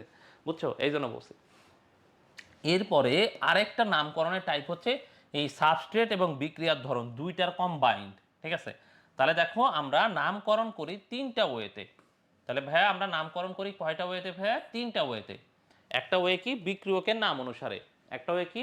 বিক্রিয়কের নাম অনুসারে। আরেকটা ওয়ে হচ্ছে কি ধরনের বিক্রিয়াকে প্রভাবিত করে সেটার অনুসারে। ঠিক আছে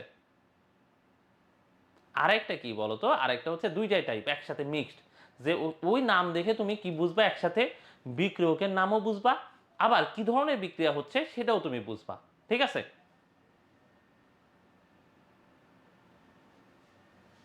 তাহলে দেখো এরকম যেমন ধরো একটা এনজাইমের নাম হলো হেক্সোকাইনেজ, তোমাকে এনজাইমের নাম থেকে বোঝাচ্ছি। হ্যাঁ হেক্সোকাইনেজ। ঠিক আছে নামটা দেখো হেক্সোকাইনেজ। দেখো হেক্সো, হেক্সো মানে কি বলতো? হেক্সো, হেক্সো মানে হেক্সোজ।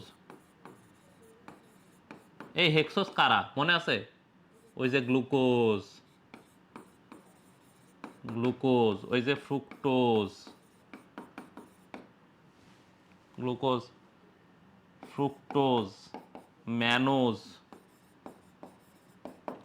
গ্যালাক্টোজ, এগুলো হচ্ছে হেক্সোজ। ঠিক আছে তাহলে তুমি হেক্সা নাম থেকে দেখো বিক্রিয়কের নাম বুঝতে পারলা না? হেক্সোকাইনেজ, দেখো হেক্সোকাইনেজ নামের মধ্যে কি বলছে? হেক্সো মানে কি? Hexose sugar. তাহলে হেক্সোজ সুগারে কি হবে? কাইনেজ। কাইনেজ মানে শোনো কোনো কিছুর সাথে কাইনেজ যুক্ত হওয়া মানে কোনো কিছু একটা যুক্ত হবে। ঠিক আছে তাহলে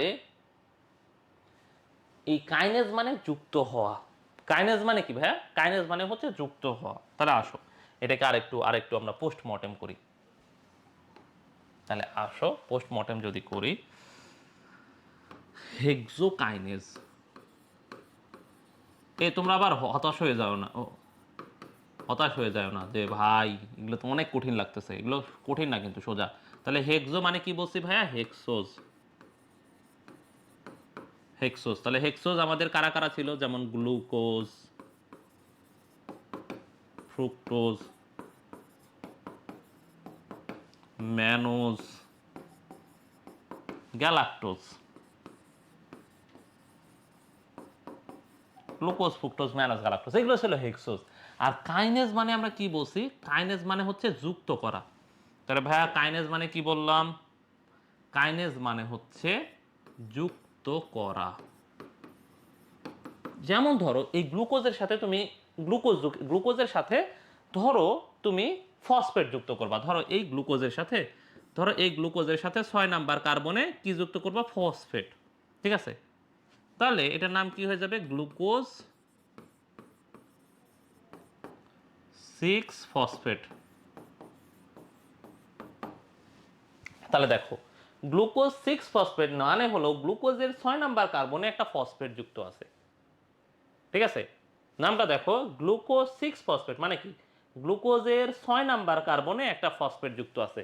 তার মানে দেখো এখানে গ্লুকোজের সাথে ফসফেট যুক্ত করছি না, তাহলে এই যে যুক্ত হইছে, যুক্ত হইতে এই যে বলতো এখানে যে ফসফেট যুক্ত করছে, এই যে যুক্ত করতে কোন এনজাইম কাজ করছে এখানে, ভাইয়া বলো তো এখানে কোন এনজাইম এসে এদেরকে যুক্ত করছে, তাহলে আমরা কি বলছি, কাইনেজ। তাহলে বুঝছো হেক্সোকাইনেজ নাম থেকে একসাথে তুমি দুইটাই বুঝলা না।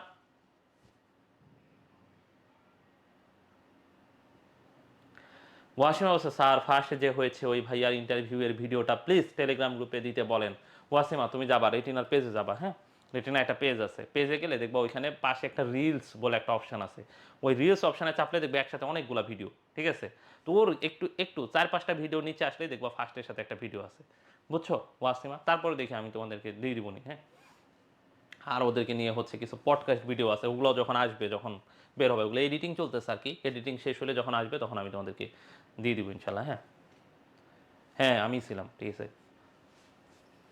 তাহলে আসো, তাহলে আমরা কি বললাম, দেখো হেক্সোকাইনেজ, দেখো নামের মধ্যে কিন্তু দুইটাই আছে, দেখো বিক্রিয়কের নামও আছে, আবার কেমন ধরনের বিক্রিয়া দুইটাই আছে, তাহলে নামকরণ হয় এই 3টা উপায়ে।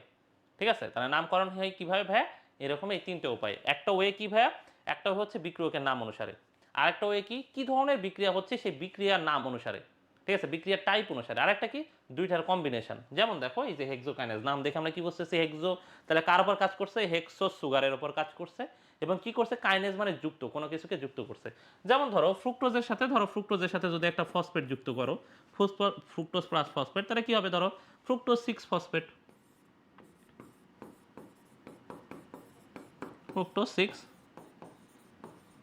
ফসফেট, তাহলে ফ্রুক্টোজের সাথে ধরো 6 নাম্বার কার্বনে একটা ফসফেট যুক্ত হয়েছে, খেলা শেষ। এরকম বোঝা গেছে ব্যাপারটা। তাহলে এই 3 ওয়েতে ভাইয়া আমরা নামকরণ করতে পারি। ওকে, তাহলে তোমরা কি এটা বুঝছো সবাই, এই সবাই বুঝছো বলো তো, তাহলে আমরা কিভাবে এনজাইমের নামকরণ করতে পারি, এটা কি তোমাদের সবার কাছে ক্লিয়ার কিনা? যদি ক্লিয়ার হয়ে থাকে তাহলে এবার আসো আমরা খুবই গুরুত্বপূর্ণ একটা টপিক পড়বো, সেটা হচ্ছে এই যে এইটার নামগুলা গুরুত্বপূর্ণ, হ্যাঁ মনে রাখো এটা গুরুত্বপূর্ণ। ঠিক আছে, এই নামগুলা, পারভেজ, হ্যাঁ পারভেজ তোমারও ইন্টারভিউ নিব ইনশাল্লাহ, তুমি আসো। ঠিক আছে, তুমি ঢাকা চলে আসো। ঠিক আছে, তারপরে তোমার ইন্টারভিউ একটা নিয়ে ফেলবো আমরা ইনশাআল্লাহ। ঠিক আছে, সামনাসামনি না হলে তো আসলে হবে না, এগুলো ইন্টারভিউ সামনাসামনি থেকে নিতে হয়, তাহলে মজা বেশি হয়। ঠিক আছে, এই তোমরা বুঝছো, সবাই বুঝছো, কারো কোনো কনফিউশন আছে? কনফিউশন না থাকলে আসো আমরা এবার এবার আমরা হচ্ছে এই যে এই 3টা জিনিস পড়বো, prosthetic group, cofactor, coenzyme. Prosthetic group, cofactor আর হচ্ছে কোএনজাইম, এই 3টা জিনিস একটু বোঝার চেষ্টা করব। ঠিক আছে, তাহলে আসো আমরা এগুলো একটু বোঝার চেষ্টা করি। দেখো প্রোস্থেটিক গ্রুপ, কোফ্যাক্টর, কোএনজাইম, এই কথাগুলো খুবই গুরুত্বপূর্ণ। ঠিক আছে, প্রোস্থেটিক গ্রুপ, কোফ্যাক্টর, কোএনজাইম, এই কথাগুলো খুবই গুরুত্বপূর্ণ। আচ্ছা তোমাদের মনে আছে যে এনজাইমে আমরা বলছিলাম প্রোটিনের টাইপে, মনে আছে যে সরল প্রোটিন কি? তোদের মনে আছে সরল প্রোটিন, এনজাইমগুলো তো প্রোটিন তাই না, এনজাইমগুলো কি ভাইয়া, প্রোটিন। এনজাইমগুলো সবাই কি, এনজাইম সবাই প্রোটিন। তাহলে দেখো যে এনজাইমে শুধুমাত্র প্রোটিন আছে, যেই এনজাইমে শুধুমাত্র প্রোটিন আছে তাকে আমরা কি বলবো বলতো, সরল প্রোটিন বা সরল এনজাইম। তাহলে শুধুমাত্র প্রোটিন দিয়ে যদি গঠিত হয় ভাইয়া, একটা জিনিস খেয়াল করো যে শুধুমাত্র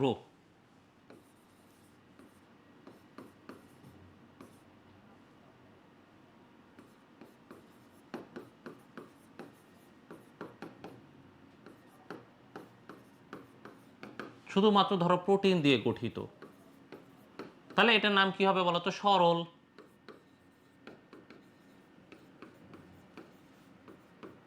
সরল প্রোটিন বা সরল এনজাইম, বা কি হবে ভাইয়া, সরল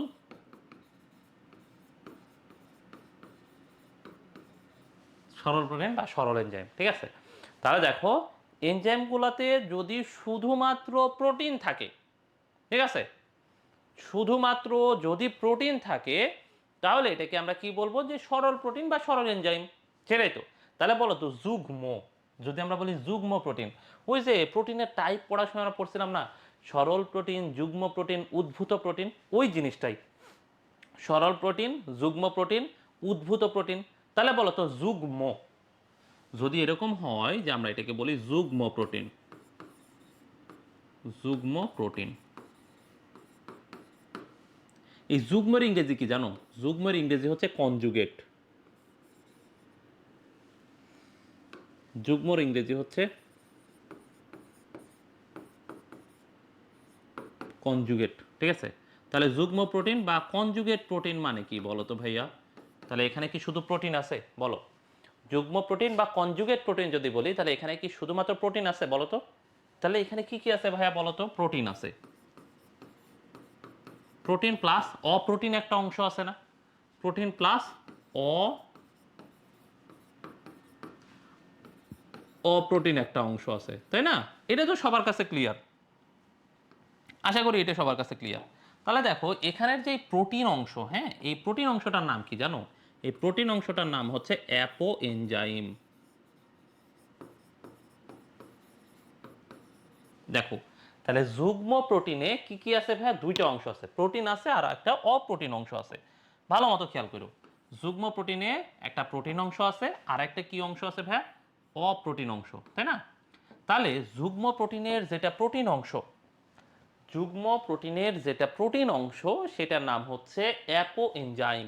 কি নাম ভাইয়া? Apo enzyme.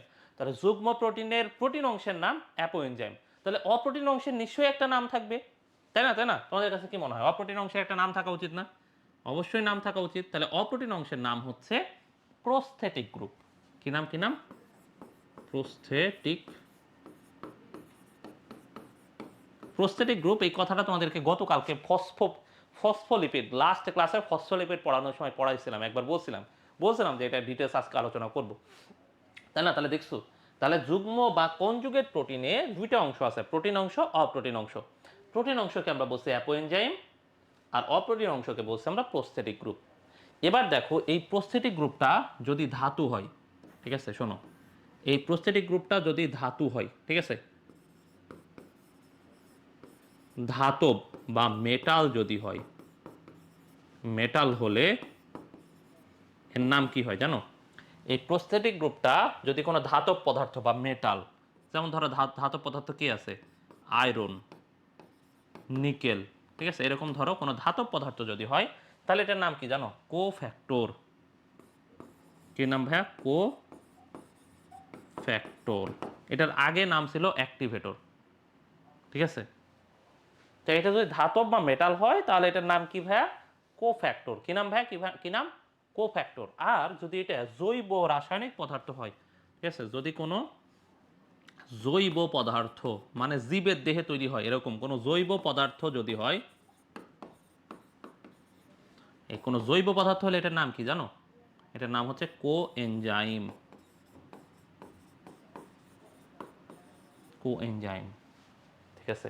যেমন ধরো জৈব পদার্থ, তোমরা সবাই জানো এই যে এরকম জৈব পদার্থের মধ্যে তোমরা সবাই এটা জানো এবং এটা এটা তোমরা পড়ছো। যেমন ধরো জৈব পদার্থ, তোমরা জানো আমাদের দেহে এটিপি তৈরি হয়, তাহলে এটিপি আমাদের দেহে তৈরি হচ্ছে। তোমরা জানো আমাদের দেহে এনএডিপিএইচ, এনএডিপি, এগুলো তৈরি হয়, তাই না? জানো না তোমরা সবাই এগুলো আমাদের দেহে তৈরি হয়? তাহলে কি এগুলো জৈব পদার্থ না? তাহলে যদি এগুলা থাকে তাহলে এটাকে কি বলবো আমরা? কোএনজাইম। কি বলবো, কি বলবো? কোএনজাইম। প্রোটিনের নিচে কি লিখছি? Apo enzyme. এই এটা এটা হচ্ছে অ্যাপো এনজাইম, ঠিক আছে? অ্যাপো এনজাইম, ঠিক আছে, এটা হলো অ্যাপো এনজাইম। বুঝছো? তাহলে আমরা যেটা লিখছি সেটাকে আরেকবার রিপিট করি। এই যে এইটা মোটামুটি আমরা কয়েকবার রিপিট করে ফেলছি, তাই না? এবার আসো, এই যে অপ্রোটিন যে অংশটা আমরা বললাম ভাইয়া, এই অপ্রোটিন অংশটার নাম আমরা কি বলছি বলতো? অপ্রোটিন অংশটার নাম বলছি প্রস্থেটিক গ্রুপ। এবার এই প্রস্থেটিক গ্রুপ দুইটা হইতে পারে, যদি কোনো ধাতব পদার্থ হয় তাহলে সেটার নাম হবে কোফ্যাক্টর। খেলা শেষ। তাহলে প্রস্থেটিক গ্রুপটা যদি ধাতব পদার্থ হয়, কি কি কি ভাইয়া, কি ভাইয়া? ধাতব পদার্থ। তাহলে দেখো প্রস্থেটিক গ্রুপটা ধাতব পদার্থ হলে এটার নাম হলো কোফ্যাক্টর। আর যদি এটা কোনো জৈব পদার্থ হয়, যেমন জৈব পদার্থ কি এটিপি, তোমরা সবাই জানো আমাদের দেহে এটিপি তৈরি হয়, আমাদের দেহে জিটিপি তৈরি হয়, আমাদের দেহে এনএডিপি এইচ প্লাস এইচ এগুলো তৈরি হয়, এগুলো সবাই তোমরা জানার কথা। ঠিক আছে, অ্যাটলিস্ট তো এটিপি জানো সবাই, আমাদের দেহে এটিপি তৈরি হয়। তাহলে এই যে আমাদের দেহে তৈরি হয় এরকম কোনো জৈব পদার্থ যদি থাকে এই প্রোস্টেটিক গ্রুপ হিসেবে, তাহলে এটাকে আমরা কি বলবো ভাইয়া? কোএনজাইম। কি বলবো ভাইয়া? কোএনজাইম। ঠিক আছে, হ্যাঁ, মেটালোপ্রোটিন এনজাইম হলে কোফ্যাক্টর। হ্যাঁ, এই তো সাবাস দীপ, দীপ সবসময় মানে উচ্চতর লেভেলের কোনো চিন্তা ভাবনা সবসময় বলার চেষ্টা করে যে ভাই এটা এরকম হইলো, এটার সাথে মানে একটার সাথে আরেকটা কোরিলেট করে কিছু একটা হইলো সেটা বলার চেষ্টা করে দেখছি। ঠিক আছে, তাহলে তোমরা কি বলো তো ভাই, এই কয়টা কথা তোমরা কি সবাই বুঝছো? এই সবাই বলো, প্রোস্টেটিক গ্রুপ, কোফ্যাক্টর, কোএনজাইম, এই কথাগুলো সবাই বুঝছো তোমরা? কারো কি কোনো সমস্যা আছে এটা বুঝতে? প্রোস্টেটিক গ্রুপ, কোফ্যাক্টর, কোএনজাইম সবাই বুঝছো? মোটামুটি বুঝছি, ঠিক আছে। হাই হাই, নবনী কোনটা বুঝো নাই বলো? ও আচ্ছা, হ্যাঁ বুঝছে, ক্লিয়ার, হ্যাঁ ঠিক আছে।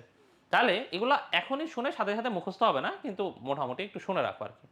এবার আসো আমরা যেটা পড়লাম সেটাই যে তোমাদেরকে একটু দেখাই। এই যে এইখানে, হ্যাঁ এই যে এখানে দেখো যে সব এনজাইম প্রোটিন, তাহলে এনজাইম যদি শুধু প্রোটিন দিয়ে গঠিত হয় তাহলে এটাকে আমরা বলি সরল এনজাইম বা সরল প্রোটিন। হ্যাঁ, এবার দেখো এই যে এনজাইমের সাথে যদি একটা অপ্রোটিন অংশ যুক্ত থাকে এ ধরনের এনজাইমকে আমরা বলি কনজুগেটেড প্রোটিন। মানে কনজুগেটেডের বাংলা হচ্ছে যুগ্ম, কনজুগেট মানে হচ্ছে যুগ্ম, বোঝা গেছে?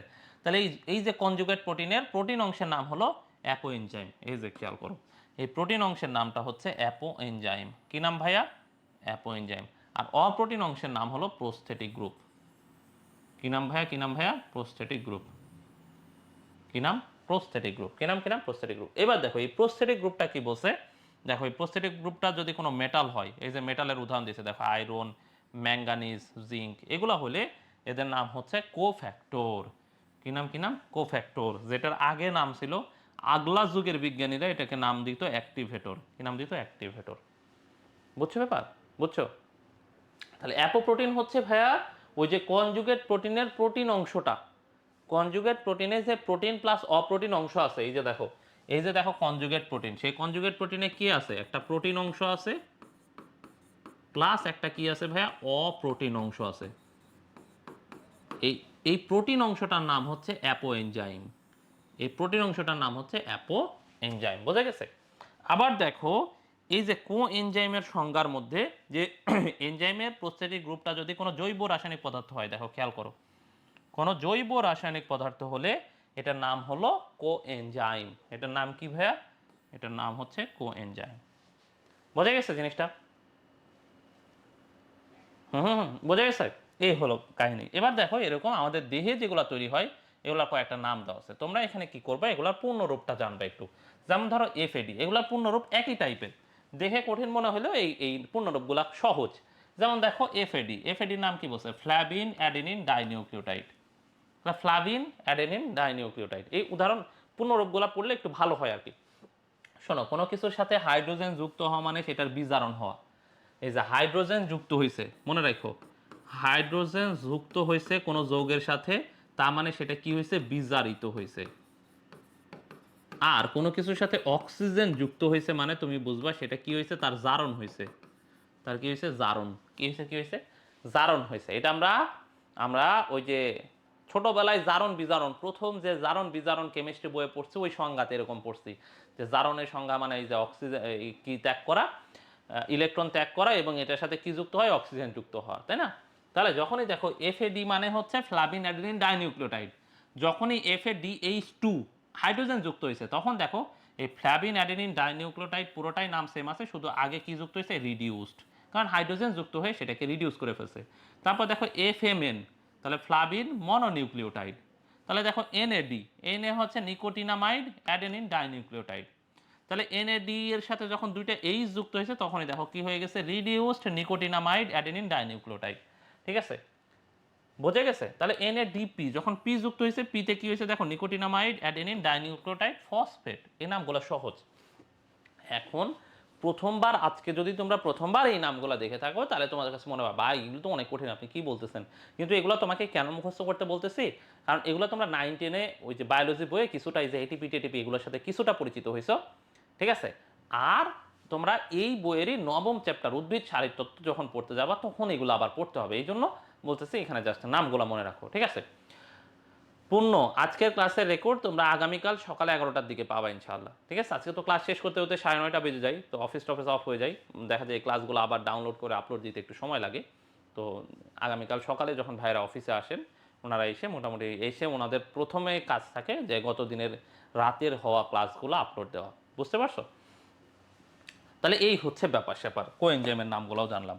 এবার আসো খুবই গুরুত্বপূর্ণ, আমাদের এই এনজাইম থেকে একটাই সিকিউ গ বা ঘ নাম্বারে আসার মতো একটাই কোশ্চেন আছে, এই যে এনজাইমের কাজের কৌশল, একটাই কোশ্চেন।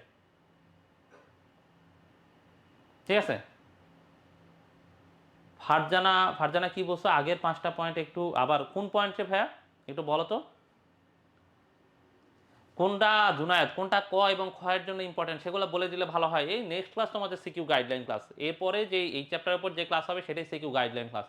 সেখানে আমরা ক খ গ ঘ এবং উদ্দীপক সহ ধরে ধরে আলোচনা করব যে কোনটা দেখো ভাইয়া উদ্দীপক হয়েছে, কোনটা ক নাম্বার, কোনটা খ নাম্বার। ঠিক আছে, তো টেনশনে কিছু নাই। এই জন্যই তো এগুলো ক্লাস তো না নিলেও হইতো, যে চ্যাপ্টার তো পড়াই হচ্ছে, কিন্তু তোমাদের জন্য এটা নেওয়ার পেছনে কারণ হচ্ছে এইটা। ঠিক আছে, চ্যাপ্টার ফাইনাল এক্সাম সামনে হবে ইনশাল্লাহ। ঠিক আছে, তাহলে দেখো আমরা যদি এখানে বলি এনজাইমের কাজের কৌশল, এটা তোমাদের গ বা ঘ নাম্বার কোশ্চেনে আসার মতো একটা কোশ্চেন, এনজাইম থেকেই একটাই কোশ্চেন আছে। ঠিক আছে, তাহলে আমরা এটা একটু দেখি আর কি। ঠিক আছে, একটু মনোযোগ দিয়ে দেখো এনজাইমের কাজের কৌশল, যদিও এটা আমরা একবার আলোচনা করে ফেলছি। ঠিক আছে, যদিও আমরা একবার এটা আলোচনা করে ফেলছি, তাহলে ওই সেম জিনিসটাই, ঠিক আছে, ওই সেম জিনিসটাই আমরা আরেকবার আলোচনা করব। ঠিক আছে, তাহলে আসো এনজাইমের ক্ষেত্রে আমরা কি বলছি, দুইটা কথা। ঠিক আছে, এদিকে শোনো, মনোযোগ দিয়ে শোনো। এই যে এনজাইম কিভাবে কাজ করে তোমাদের বলছিলাম না, যে দেখো প্রত্যেকটা এনজাইমে, দেখো খেয়াল করে দেখো এই ছবিটা ভালো মতো খেয়াল করো। দেখো আমরা কি বলছিলাম, প্রত্যেকটা এনজাইমে কিছু অ্যাক্টিভ সাইট আছে। কি আছে ভাই? প্রত্যেকটা এনজাইমে কাজ করার জন্য দেখো কিছু অ্যাক্টিভ সাইট আছে। এই যে দেখো এখানে এই যে জায়গাটা দেখতেছো, এটা হচ্ছে তার অ্যাক্টিভ সাইট। এই যে এখানে যে জায়গাটা দেখতেছো আমাদের কোশ্চেন মার্ক করা জায়গাটা, এই যে দেখো এই যে জায়গাটা, এটা হচ্ছে অ্যাক্টিভ সাইট। ঠিক আছে, কি ভাইয়া? এটা হচ্ছে অ্যাক্টিভ সাইট। এই অ্যাক্টিভ সাইটে এসে সাবস্ট্রেট যুক্ত হয়। দেখো যখনই এই অ্যাক্টিভ সাইটে এসে সাবস্ট্রেট যুক্ত হচ্ছে, তখন দেখো এনজাইম সাবস্ট্রেট একটা অস্থায়ী যৌগ তৈরি করে। দেখো কি হলো, এনজাইম এবং সাবস্ট্রেট মিলেমিশে, এখানে দেখো এনজাইম এবং সাবস্ট্রেট মিলেমিশে আছে না, তখন কি হয় ভাইয়া, এনজাইম সাবস্ট্রেট একটা অস্থায়ী যৌগ তৈরি করে। ঠিক আছে, কি তৈরি করে, কি তৈরি করে, একটা অস্থায়ী যৌগ তৈরি করে। পরবর্তীতে দেখো এই যে সাবস্ট্রেটগুলো যেহেতু এখন কাছাকাছি, বলে তুমি আমি কাছাকাছি, ঠিক আছে, তখন তারা বিক্রিয়া করে, বিক্রিয়া করে দেখো এই যে প্রোডাক্ট তৈরি হলো, মানে উৎপাদ তৈরি হলো। এই যে দেখো প্রোডাক্ট মানে কি, উৎপাদ। যখনই উৎপাদ তৈরি করে দেখো এই যে উৎপাদগুলা সুন্দর করে দূর দেশে চলে যায়, তখন আবার এনজাইমের আগের অবস্থায় ফিরে আসে। এভাবেই এনজাইম কাজ করে। ঠিক আছে, এভাবেই এনজাইম কাজ করে। অ্যাক্টিভেটর কি ফারজানা? অ্যাক্টিভেটর হচ্ছে ওই যে কোফ্যাক্টর, যেটা এই কোফ্যাক্টরেরই আর একটা নাম হচ্ছে অ্যাক্টিভেটর। এই কোফ্যাক্টরকে আগে অ্যাক্টিভেটর বলা হতো, মানে ওই প্রস্থেটিক গ্রুপটা যদি ধাতু হয়, তাহলে এই প্রস্থেটিক গ্রুপ ধাতু হওয়ার কারণে এটার নাম হবে কোফ্যাক্টর। ঠিক আছে, সেই কোফ্যাক্টরের আগের নাম হলো অ্যাক্টিভেটর। বুঝে গেছে? তাহলে তোমরা বলো তো ভাই এই এনজাইম কিভাবে কাজ করে, যে জিনিস আমরা আগে বলছিলাম মৌলি, এবার কি তুমি বুঝছো কিনা বলো তো এনজাইমের কাজের কৌশলটা? এভাবেই তোমরা লিখবা বর্ণনামূলক, সাথে এই ছবিটা। হ্যাঁ, ছবি এটা যদি কঠিন লাগে তোমরা সহজ ছবি আঁকাবা। ঠিক আছে, কোনো প্যারা নেওয়ার দরকার নাই, যে এরকম একটা এনজাইম আঁকাবা। তোমরা তো এতদিনে বুঝে গেছো যে আমার ছবি আঁকানোর হাত মাশাআল্লাহ অনেক সুন্দর, তাই না? তোমরা এই যে এরকম করে, এই যে এরকম করে, এই যে এরকম একটা দাগ দিয়ে দিলা, বা এরকম একটা বক্স আঁকাই দিলা। এই যে এগুলো হচ্ছে অ্যাক্টিভ সাইট। ধরো এটা একটা এনজাইম, ঠিক আছে, ধরো এটা একটা এনজাইম, সেই এনজাইমের ধরো এগুলো হলো অ্যাক্টিভ সাইট। ঠিক আছে, এই যে দেখো এখানে একটা ফাঁকা রাখছি না, তারপরে এখানে একটা ফাঁকা রাখছি না, এগুলো হচ্ছে অ্যাক্টিভ সাইট। কি কি কি ভাইয়া? Active site. তাহলে এই যে এগুলা হচ্ছে অ্যাক্টিভ সাইট। বোঝা গেছে? এভাবে অ্যাক্টিভ সাইট রেখে দিবা। ঠিক আছে, এরপরে এরকম সুন্দর করে এই সাইজের একটা সাবস্ট্রেট নিয়ে চলে আসবা, এই সাইটের এরকম একটা সাবস্ট্রেট আঁকায় ফেলবা। ঠিক আছে, বোঝা গেছে? বুঝে গেছে? বোঝা গেছে? তাহলে এরকম জাস্ট এরকম এরকম এনজাইম। আবার যদি তোমার এরকম প্যারা লাগে, ঠিক আছে, যে না ভাই আমি এভাবে পারতেছি না, তাহলে তোমরা একটা গোল লাগায় ফেলো। ঠিক আছে, এই গোল লাগাইতে যায় জাস্ট এখানে একটা ঘর ফাঁকা রাখবা। ধরো এইটাই হচ্ছে এনজাইম। এনজাইমের এটা এই যে আমাদের কোশ্চেন মার্ক করা যে জায়গাটা, এটা হচ্ছে অ্যাক্টিভ সাইট। এই যে এটা হলো অ্যাক্টিভ সাইট। ঠিক আছে, বোঝা গেছে? এইভাবে জাস্ট একটা এনজাইম আঁকাই দিবা, আঁকে এখানে এখানে ওই সাইজের একটা সাবস্ট্রেট নিয়ে আসবা, ঠিক আছে, দিয়ে এই যে এখানে এরকম যুক্ত করে দিবা, খুবই সহজ, ঠিক আছে। তাহলে আচ্ছা, তাহলে আরেকবার শোনো, হ্যাঁ মনোযোগ দিয়ে শোনো, যে আমরা কি বললাম, যে এনজাইম তার কাজ করার জন্য দেখো এনজাইমে কিছু জায়গা আছে, এই জায়গাগুলা কি কি, এই জায়গাগুলোতে এসে বিক্রিয়ক এসে যুক্ত হয় এই জন্য। তাহলে এনজাইমের কিছু বিক্রিয়ক যুক্ত হওয়ার জন্য কিছু জায়গা আছে। তাহলে বিক্রিয়ক যুক্ত হওয়ার জন্য যে জায়গাগুলো থাকে সেই জায়গাগুলোকে আমরা কি বলছি, অ্যাক্টিভ সাইট। এই অ্যাক্টিভ সাইডে এসে সুন্দর করে কি হয়, বিক্রিয়ক যুক্ত হয়। এই যে যখনই বিক্রিয়ক যুক্ত হলো, খেয়াল করে দেখো এখন এখানে কি আছে, এনজাইম বিক্রিয়ক, এনজাইম বিক্রিয়ক। তাহলে এনজাইম এবং বিক্রিয়ক একটা অস্থায়ী যৌগ তৈরি করে, ঠিক আছে। তাহলে এনজাইমের সাথে ভাইয়া যখনই বিক্রিয়ক যুক্ত হচ্ছে, তখন দেখো এনজাইম সাবস্ট্রেট কমপ্লেক্স, মানে এনজাইম বিক্রিয়ক, সাবস্ট্রেট মানে বিক্রিয়ক, তাহলে এনজাইম সাবস্ট্রেট একটা অস্থায়ী যৌগ তৈরি করতেছে। পরবর্তীতে দেখো এখন যেহেতু এই ছবিটার দিকে খেয়াল করো, 3 নাম্বার ছবিতে বিক্রিয়ক দুইটা কাছাকাছি আছে, এখান থেকে তারা খুব ইজিলি বিক্রিয়া করে ফেলে, তারা বিক্রিয়া করে সুন্দর করে তারা এই যে উৎপাদ তৈরি করে ফেলে, তখন তারা এই যে এনজাইম থেকে পৃথক হয়ে যায়। এই যে লাস্টের ছবিটা দেখো, তারা আবার এনজাইম থেকে যখনই উৎপাদ তৈরি করে ফেলছে, দেখো যখনই তারা প্রোডাক্ট মানে হলো উৎপাদ, যখনই তারা উৎপাদ তৈরি করে ফেলছে, তখনই দেখো এই যে এনজাইমগুলো নাই, এনজাইম আগের অবস্থায় চলে গেছে, এরা এনজাইমের কাছ থেকে বলছে ভাই তোমাদের সাথে আমাদের যে যৌগ ছিল সে আমি আর থাকবো না, আমি নাই হয়ে যাবো বলে প্রোডাক্ট বাইর হয়ে চলে গেছে, বোঝা গেছে। এইভাবে এনজাইম কাজ করে, এটা হচ্ছে এনজাইমের কাজ করার ক্ষেত্রে সবচেয়ে ভালো পয়েন্ট, ঠিক আছে। এরপরে দেখো আর একটা কথা আছে যেটা তোমাদেরকে জানতে হবে, সেটা হচ্ছে খেয়াল করে দেখো তো ভাইয়া, তোমরা এই জিনিসটা একটু দেখো, মনে করো এটা হচ্ছে একটা এনজাইম, হ্যাঁ,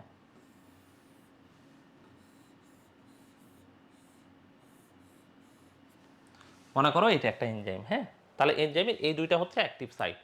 এবার ধরো এই অ্যাক্টিভ সাইটে এরকম একটা জিনিস, হ্যাঁ বিক্রিয়ক, এরকম একটা বিক্রিয়ক এসে যুক্ত হবে, বলতো ভাইয়া এই বিক্রিয়কটা কি এখানে ফিট করবে বলতো। মনে করো এটা হচ্ছে এনজাইম, আর এই যে পরের এটা হচ্ছে সাবস্ট্রেট, এটা হচ্ছে সাবস্ট্রেট, বলতো এটা কি এখানে ফিট করবে, বলতো ফিট করবে না, তাই না, ফিট করবে, করবে না, তাই তো তাই না। তাহলে এটা কিন্তু ফিট করতেছে না, তখন কি হয়, এনজাইম, এটা হচ্ছে এনজাইমের কাজের ক্ষেত্রে সবচেয়ে আধুনিক আধুনিক কথা আর কি, হ্যাঁ আধুনিক কথা হচ্ছে, এনজাইম যখন দেখে যে সাবস্ট্রেট এখানে ফিট করতেছে না, তখন এনজাইম একটা মজার কাজ করে, কি করে ভাইয়া, এনজাইম তার এই যে দেখো এখানে কি ছিল এই শেপ, সে তার এরকম শেপ চেঞ্জ করে ফেলে, ঠিক আছে, এইভাবে তার শেপ চেঞ্জ করে ফেললো। এবার বলো তো এই যে সাবস্ট্রেটটা, ঠিক আছে, এবার বলো তো এই যে সাবস্ট্রেটটা, ঠিক আছে, এই সাবস্ট্রেটটা এই জায়গায় এসে খুব সুন্দর করে ফিট করবে না বলো তো, ঠিক আছে, ফিট করবে না। এখন কি হলো, এ যখন চেঞ্জ করলো তখন দেখা যায় সুন্দর করে এখানে সাবস্ট্রেট এসে এভাবে ফিট করে যায়, ঠিক আছে। এই যে দেখো এনজাইম আগে তার অবস্থান, তার অ্যাক্টিভ সাইট একরকম ছিল, যা সে সাবস্ট্রেটকে যুক্ত করার জন্য সে তার অ্যাক্টিভ সাইটকে চেঞ্জ করছে না, এই যে চেঞ্জ করছে, করে দেখো সুন্দর করে এখানে এনজাইম সাবস্ট্রেট, এবার কি এটা এনজাইম সাবস্ট্রেট অস্থায়ী যৌগ তৈরি হয়েছে না। এখন খেয়াল করো তো ভাইয়া, এটাকে তুমি কি বলবা, এনজাইম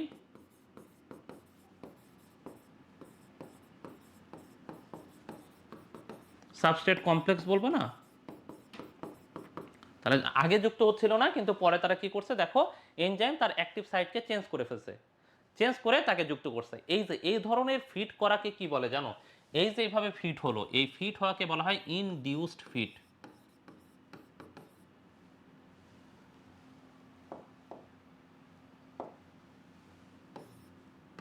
ইনডিউসড ফিট। কি ফিট ভাইয়া, ইনডিউসড ফিট, এই কথাটা মনে রাখো, এটা খুব গুরুত্বপূর্ণ একটা কথা, ইনডিউসড ফিট। তোমরা যখন সিকিউ কোয়েশ্চেন লিখবা তখন অবশ্যই তোমাকে ইনডিউসড ফিট এই কথাটা উল্লেখ করতে হবে, ঠিক আছে। স্যার এরকম কয়টা এনজাইম আঁকতে হবে, জাস্ট এরকম দুইটা আঁকাইলেই হবে, ঠিক আছে। তোমাদের বইয়ে আছে তো, তোমাদের বইয়ে ওই যে ছবিটা আছে অমনের ছবি আঁকাই দিলেই হলো, ঠিক আছে। তিনটা তিনটা ছবি আঁকায়ও, ঠিক আছে, বইয়ের মতো, যে একবার একবার এনজাইম দেখাবা, সাবস্ট্রেট দেখাবা, পরের ছবিতে এনজাইম এবং সাবস্ট্রেট যুক্ত হয়ে আছে এরকম একটা ছবি দেখাবা, আর পরের ছবিতে এনজাইম আবার আগের অবস্থানে এবং সাবস্ট্রেটগুলা উৎপাদ তৈরি করে ফেলছে, প্রোডাক্ট তৈরি করে ফেলছে, এরকম একটা ছবি আঁকাবা, ঠিক আছে। তাহলে তোমরা সবাই আমাকে বলো ইনডিউসড ফিট এই কথাটা কি তোমরা বুঝছো কিনা, যে এনজাইম যখন সাবস্ট্রেটকে ধরার জন্য সে তার এই যে অবস্থান, তার অ্যাক্টিভ সাইটের যে আকার আকৃতি, সে তার এই অ্যাক্টিভ সাইটের আকার আকৃতি চেঞ্জ করে ফেলতেছে। এই চেঞ্জ করে ফেলাটাকে আমরা কি বলতেছি, চেঞ্জ করে হলেও সে এই সাবস্ট্রেটটাকে ফিট করাচ্ছে তার দেহে। যখন সে তার সাবস্ট্রেটটাকে তার দেহে ফিট করাচ্ছে, এই ধরনের ফিট করানোকে আমরা কি বলছি, ইনডিউসড ফিট। বোঝা গেছে? তাহলে এনজাইম মূলত ধরো এইভাবে কাজ করে। তো আগে চিন্তা করা হয়তো যে এনজাইম তালাসাবি মতবাদের উপর কাজ করে, কিন্তু এই যে ইনডিউসড ফিট এইটা হচ্ছে সর্বাধুনিক মতবাদ, এবং এটা আসার পরে মোটামুটি তালাসাবি মতবাদ ব্যর্থ বলে প্রমাণিত হয়েছে। ইনডিউসড ফিট যে মতবাদ, এটাই সর্বাধিক গ্রহণযোগ্য মতবাদ। ঠিক আছে, এরপরে দেখো আরেকটা জিনিস আছে। হ্যাঁ শোনো, এই এনজাইমের এই জায়গাগুলো ছাড়াও, ঠিক আছে, এনজাইমের এই জায়গাগুলো ছাড়াও এনজাইমের কিছু জায়গা আছে। মনে করো এটা একটা এনজাইম, ঠিক আছে, মনে করো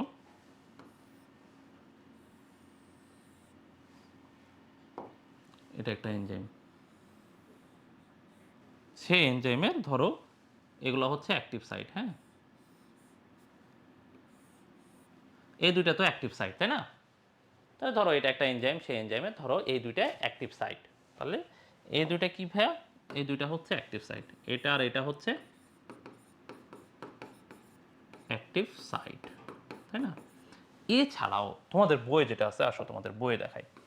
এই যে তোমরা যখন ছবি আঁকাবা তখন এরকম ছবি আঁকাবা, ঠিক আছে? এই যে এনজাইম সাবস্ট্রেট, এই যে এ আর বি দিয়ে দুইটা সাবস্ট্রেট বুঝাইছে আর কি। এনজাইম সাবস্ট্রেট অস্থায়ী যৌগ তৈরি করছে, আবার এনজাইম প্রোডাক্ট আলাদা হয়ে গেছে, ঠিক আছে? তোমাদের বইয়ে এখানে একটা কথা আছে, দেখো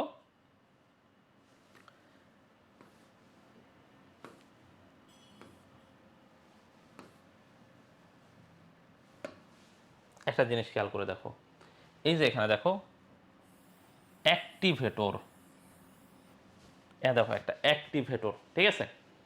আরেকটা জিনিস আছে দেখো ইনহিবিটর। অ্যাক্টিভেটর আর ইনহিবিটর, বুঝছো? এই দুইটা কথা একটু মনোযোগ দিয়ে খেয়াল করো, অ্যাক্টিভেটর ইনহিবিটর, ঠিক আছে? তাহলে দেখো এর বাইরে তোমাদের বইয়ে আমরা কি বললাম ভাইয়া, এই যে অ্যাক্টিভেটর আর ইনহিবিটর আছে। তাহলে এই দুইটা কি করে ভাইয়া? অ্যাক্টিভেটর, খেয়াল করো, দেখো জিনিস হচ্ছে দুইটা, অ্যাক্টিভেটর আর হচ্ছে ইনহিবিটর।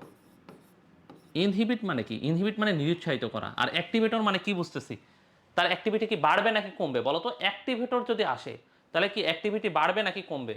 অ্যাক্টিভেটর, নামই হচ্ছে অ্যাক্টিভেটর, তাহলে সে কি অ্যাক্টিভেটর অ্যাক্টিভিটি বাড়াবে নাকি কমাবে? তোমাদের কাছে কি মনে হয়? অ্যাক্টিভিটি অনেক বেশি বাড়াই দিবে না? তাহলে সে অনেক অ্যাক্টিভিটি বাড়ায় দেয়। এবার আসো ইনহিবিটর। ইনহিবিট মানে কি? ইনহিবিট মানে নিরুৎসাহিত করা। তাহলে যে নিরুৎসাহিত করে, ইনহিবিটর এসে এই এনজাইমকে নিরুৎসাহিত করবে যে তুই কেন এত কাজ করবি, তোর এত কাজ করার দরকার কি, তোর এত কাজ করার দরকার নাই, তুই বসে থাক। তাহলে এই কথা বললে বলো এনজাইমকে এখন কাজ বাড়াবে নাকি কমাবে? বলো তো, একটা এনজাইমের সাথে যদি ইনহিবিটর যুক্ত হয় তাহলে কি এনজাইমের কাজকর্ম বাড়বে নাকি কমবে? বাড়বে নাকি কমবে? কমে যাবে, ঠিক আছে?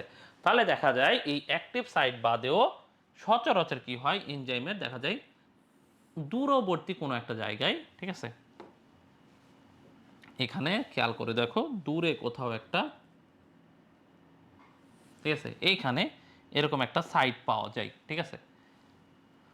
ধরো এরকম একটা সাইট পাওয়া গেছে, এই যে সাইট, ঠিক আছে, এই যে সাইট, এই সাইটে এসে যদি এটাকে বলা হয় সচরাচর অ্যালোস্টেরিক সাইট। কি সাইট ভাইয়া? অ্যালোস্টেরিক সাইট, ঠিক আছে? কি সাইট? কি সাইট? ঠিক আছে, বেশি প্যারা হয়ে যাচ্ছে নাকি? এই যে ধরো এটার নাম হচ্ছে ধরো অ্যালোস্টেরিক সাইট।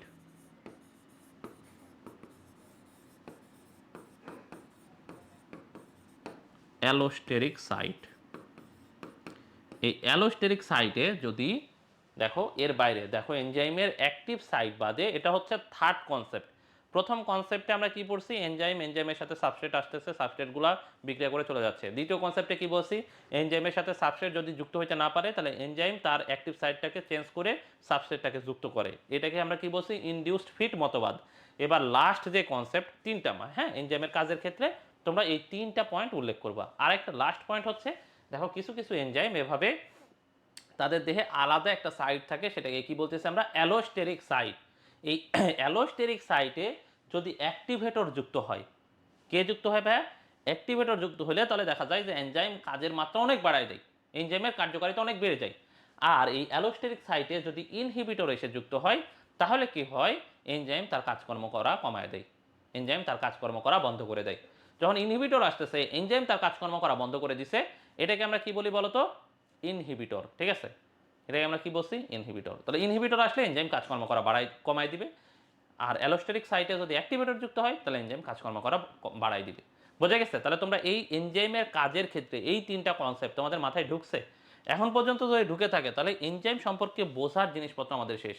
এরপরে আমরা কিছু এনজাইমের কাজ মুখস্থ করব, দিলেই আমাদের আজকের ক্লাস শেষ হয়ে যাবে। ঠিক আছে, তাহলে এই যে অ্যালোস্টেরিক সাইট মাইট নিয়ে এই যে এখানে এখানে কথা ছিল, এই যে এনজাইম এই কাজগুলো করে সেটাকে, যে এনজাইম নিজের আকার আকৃতি চেঞ্জ করতে পারে এই এনজাইমকে অ্যালোস্টেরিক এনজাইম বলে।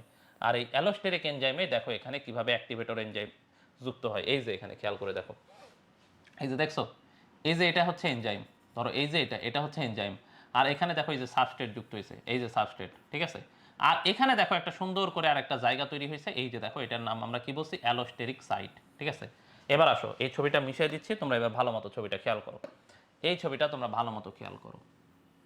এই যে দেখো, এই যে এটা হচ্ছে অ্যালোস্টেরিক সাইট, আর এই যে এটা হলো সাবস্ট্রেট, আর বাকি এই যে গোল্লাটা হচ্ছে এনজাইম। ঠিক আছে, অ্যাক্টিভেটরটা শোনো, এনজাইমের সাথে যখন অ্যাক্টিভেটর যুক্ত হয়, এই যে এই ছবিটা দেখো ভাইয়া, এই অ্যালোস্টেরিক সাইটে যখন অ্যাক্টিভেটর যুক্ত হয়, হ্যাঁ, ধরো এই যে অ্যালোস্টেরিক সাইটটা, ঠিক আছে, ধরো এই জায়গাটাকে তো আমরা অ্যালোস্টেরিক সাইট বলতেছি, তাই না? এই জায়গাটাকে, তাহলে এই জায়গাটাতে যদি অ্যাক্টিভেটর যুক্ত হয় তাহলে কি হয়? এনজাইম তার কাজকর্ম করা আগের চেয়ে বাড়ায় দেয়।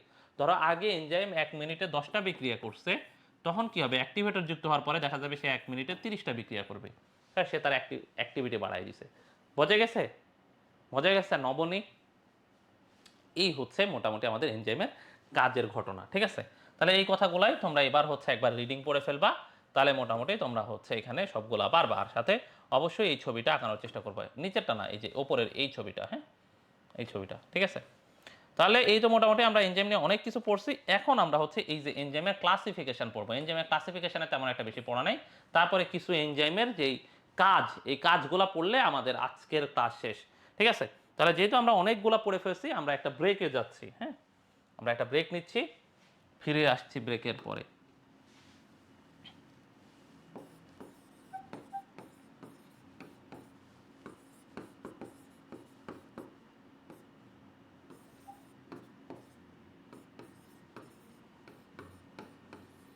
এই 10 মিনিটের একটা ব্রেক। হ্যাঁ, আমরা 8:52-তে শুরু করবো ইনশাল্লাহ। ঠিক আছে, একদম 52-তেই শুরু করবো কিন্তু।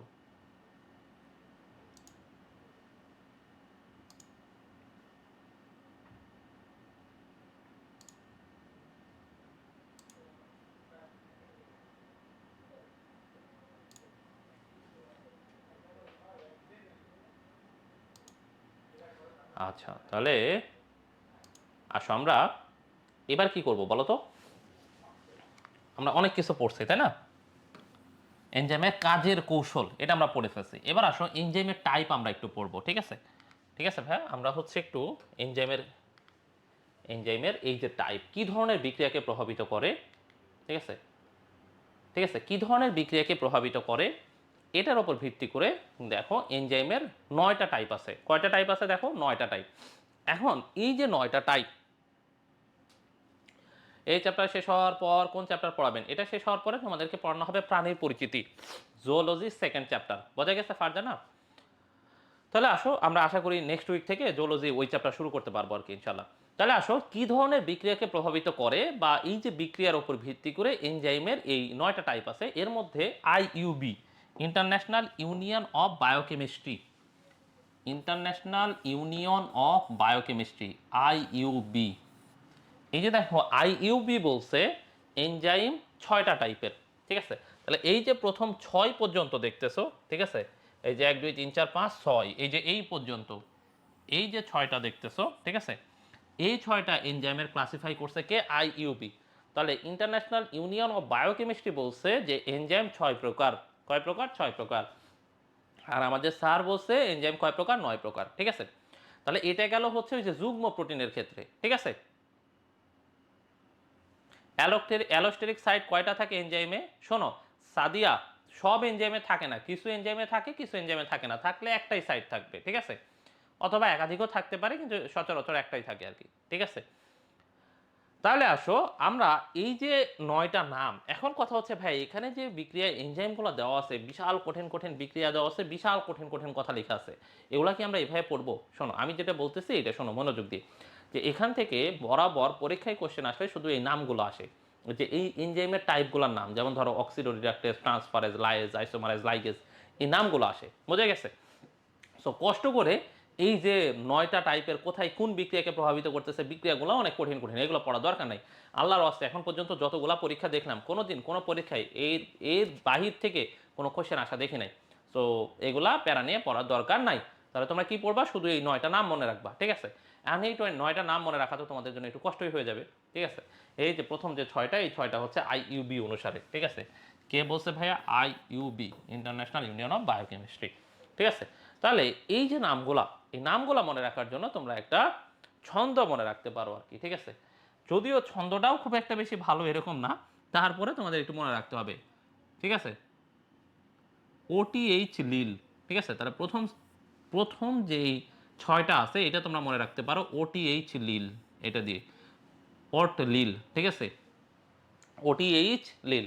এখন শুনে কেমন কেমন লাগবে, কিন্তু কয়েকবার যদি বলতে থাকো ওটিএইচ লিল, ওটিএইচ লিল, ওটিএইচ লিল, ওটিএইচ লিল, ওটিএইচ লিল, এরকম যদি করতে থাকো ৫-৬ বার ওটিএইচ লিল, ওটিএইচ লিল, ওটিএইচ লিল, তাহলে দেখবা মোটামুটি এই কথাটা একটু একটু পরিচিত লাগবে। যেমন ধরো আমার কাছে এখন মোটামুটি এটা একটু পরিচিত মনে হয় আর কি। সাথে লাস্টের ৩টা তোমরা মনে রাখবা ক্যাপ দিয়ে। কি দিয়ে মনে রাখবা? ক্যাপ দিয়ে। ওটিএইচ লিল ক্যাপ, ওটিএইচ লিল ক্যাপ, ঠিক আছে? তাহলে ওটিএইচ লিল ক্যাপ, ওটিএইচ লিল ক্যাপ, ঠিক আছে? জিকির করতে হবে, হ্যাঁ এই যে দিগন্ত ভালো কথা বলছে, জিকির করতে হবে। তাহলে আসো এই ওতে কি হবে ভাইয়া? ওতে হবে অক্সিডো রিডাক্টেজ। কি হবে ভাইয়া? অক্সিডো রিডাক্টেজ। টিতে ট্রান্সফারেজ, ঠিক আছে? এগুলো সিরিয়ালি মনে রাখা দরকার, ঠিক আছে? আমরা মেডিকেলে যখন পড়ছি না, মেডিকেলে আমাদের এটা সিরিয়ালি মুখস্থ করাইতো, এই যে ৬টা নাম, ঠিক আছে? এবং এটা একটা পেইড কোশ্চেন, ঠিক আছে? তোমরা যখন মেডিকেলে চান্স পাবো, অনেকেই তো মেডিকেলের জন্য পরীক্ষা দিবা, যখন চান্স পাবো ফার্স্ট ইয়ারে গেলে প্রথম মাসেই এই কোশ্চেন পড়তে হবে, যে classify enzyme according to IUB, ঠিক আছে? তখন এই যে এটা এমনিই পড়তে হয় সিরিয়ালি, তখন আমরা ওখানে মনে রাখছি ওটি স্লিট, ওটি স্লিট, ঠিক আছে? অক্সিডো রিঅ্যাক্টেজ, ট্রান্সফারেজ, এইচে হাইড্রোলেজ, এইচে কি ভাই? হাইড্রোলেজ, ঠিক আছে? এলে লাইয়েজ, এলে হচ্ছে লাইয়েজ, এলে কি ভাই? এলে লাইয়েজ, ঠিক আছে? আয়ে আইসোমারেজ, পরের এলে হচ্ছে লাইগেজ, ঠিক আছে? এটা সোজা দেখো, লাইয়েজ, লাইয়েজ, লাইগেজ, আইসোমারেজ, ঠিক আছে? লাইয়েজ, আইসোমারেজ, লাইগেজ, ঠিক আছে? তাহলে দেখো এই যে ৬টা নাম খুব ইজি, দেখো ওদের অক্সিডো রিডাক্টেজ, অক্সিডেশন রিডাকশন দুইটাই হয়, এই জন্য অক্সিডো রিডাক্টেজ। টিতে transferase, oxidoreductase, transferase, oxidoreductase, transferase, hydrolase, oxidoreductase, transferase, hydrolase, lyase, ligase, isomerase, lyase, ligase, isomerase, ঠিক আছে? এটা গেল ৬টা। পরের ৩টা তোমরা মনে রাখবা কিভাবে? ক্যাপ, ঠিক আছে? পরের ৩টার যে ক্যাপ আছে না, এই ক্যাপ থেকে মনে রাখবা সিতে কার্বক্সিলেজ। এই যে ক্যাপ আছে, এই ক্যাপ থেকে তোমরা পরের ৩টা নাম মনে রাখতে পারবা। এই সিতে হলো কার্বক্সিলেজ, সিতে কি ভাইয়া? কার্বক্সিলেজ,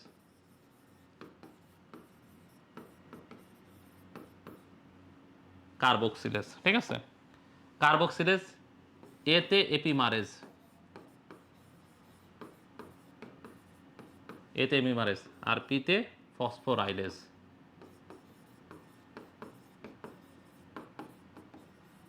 ক্যাপ দিয়ে মনে রাখবা, ক্যাপ, ক্যাপ।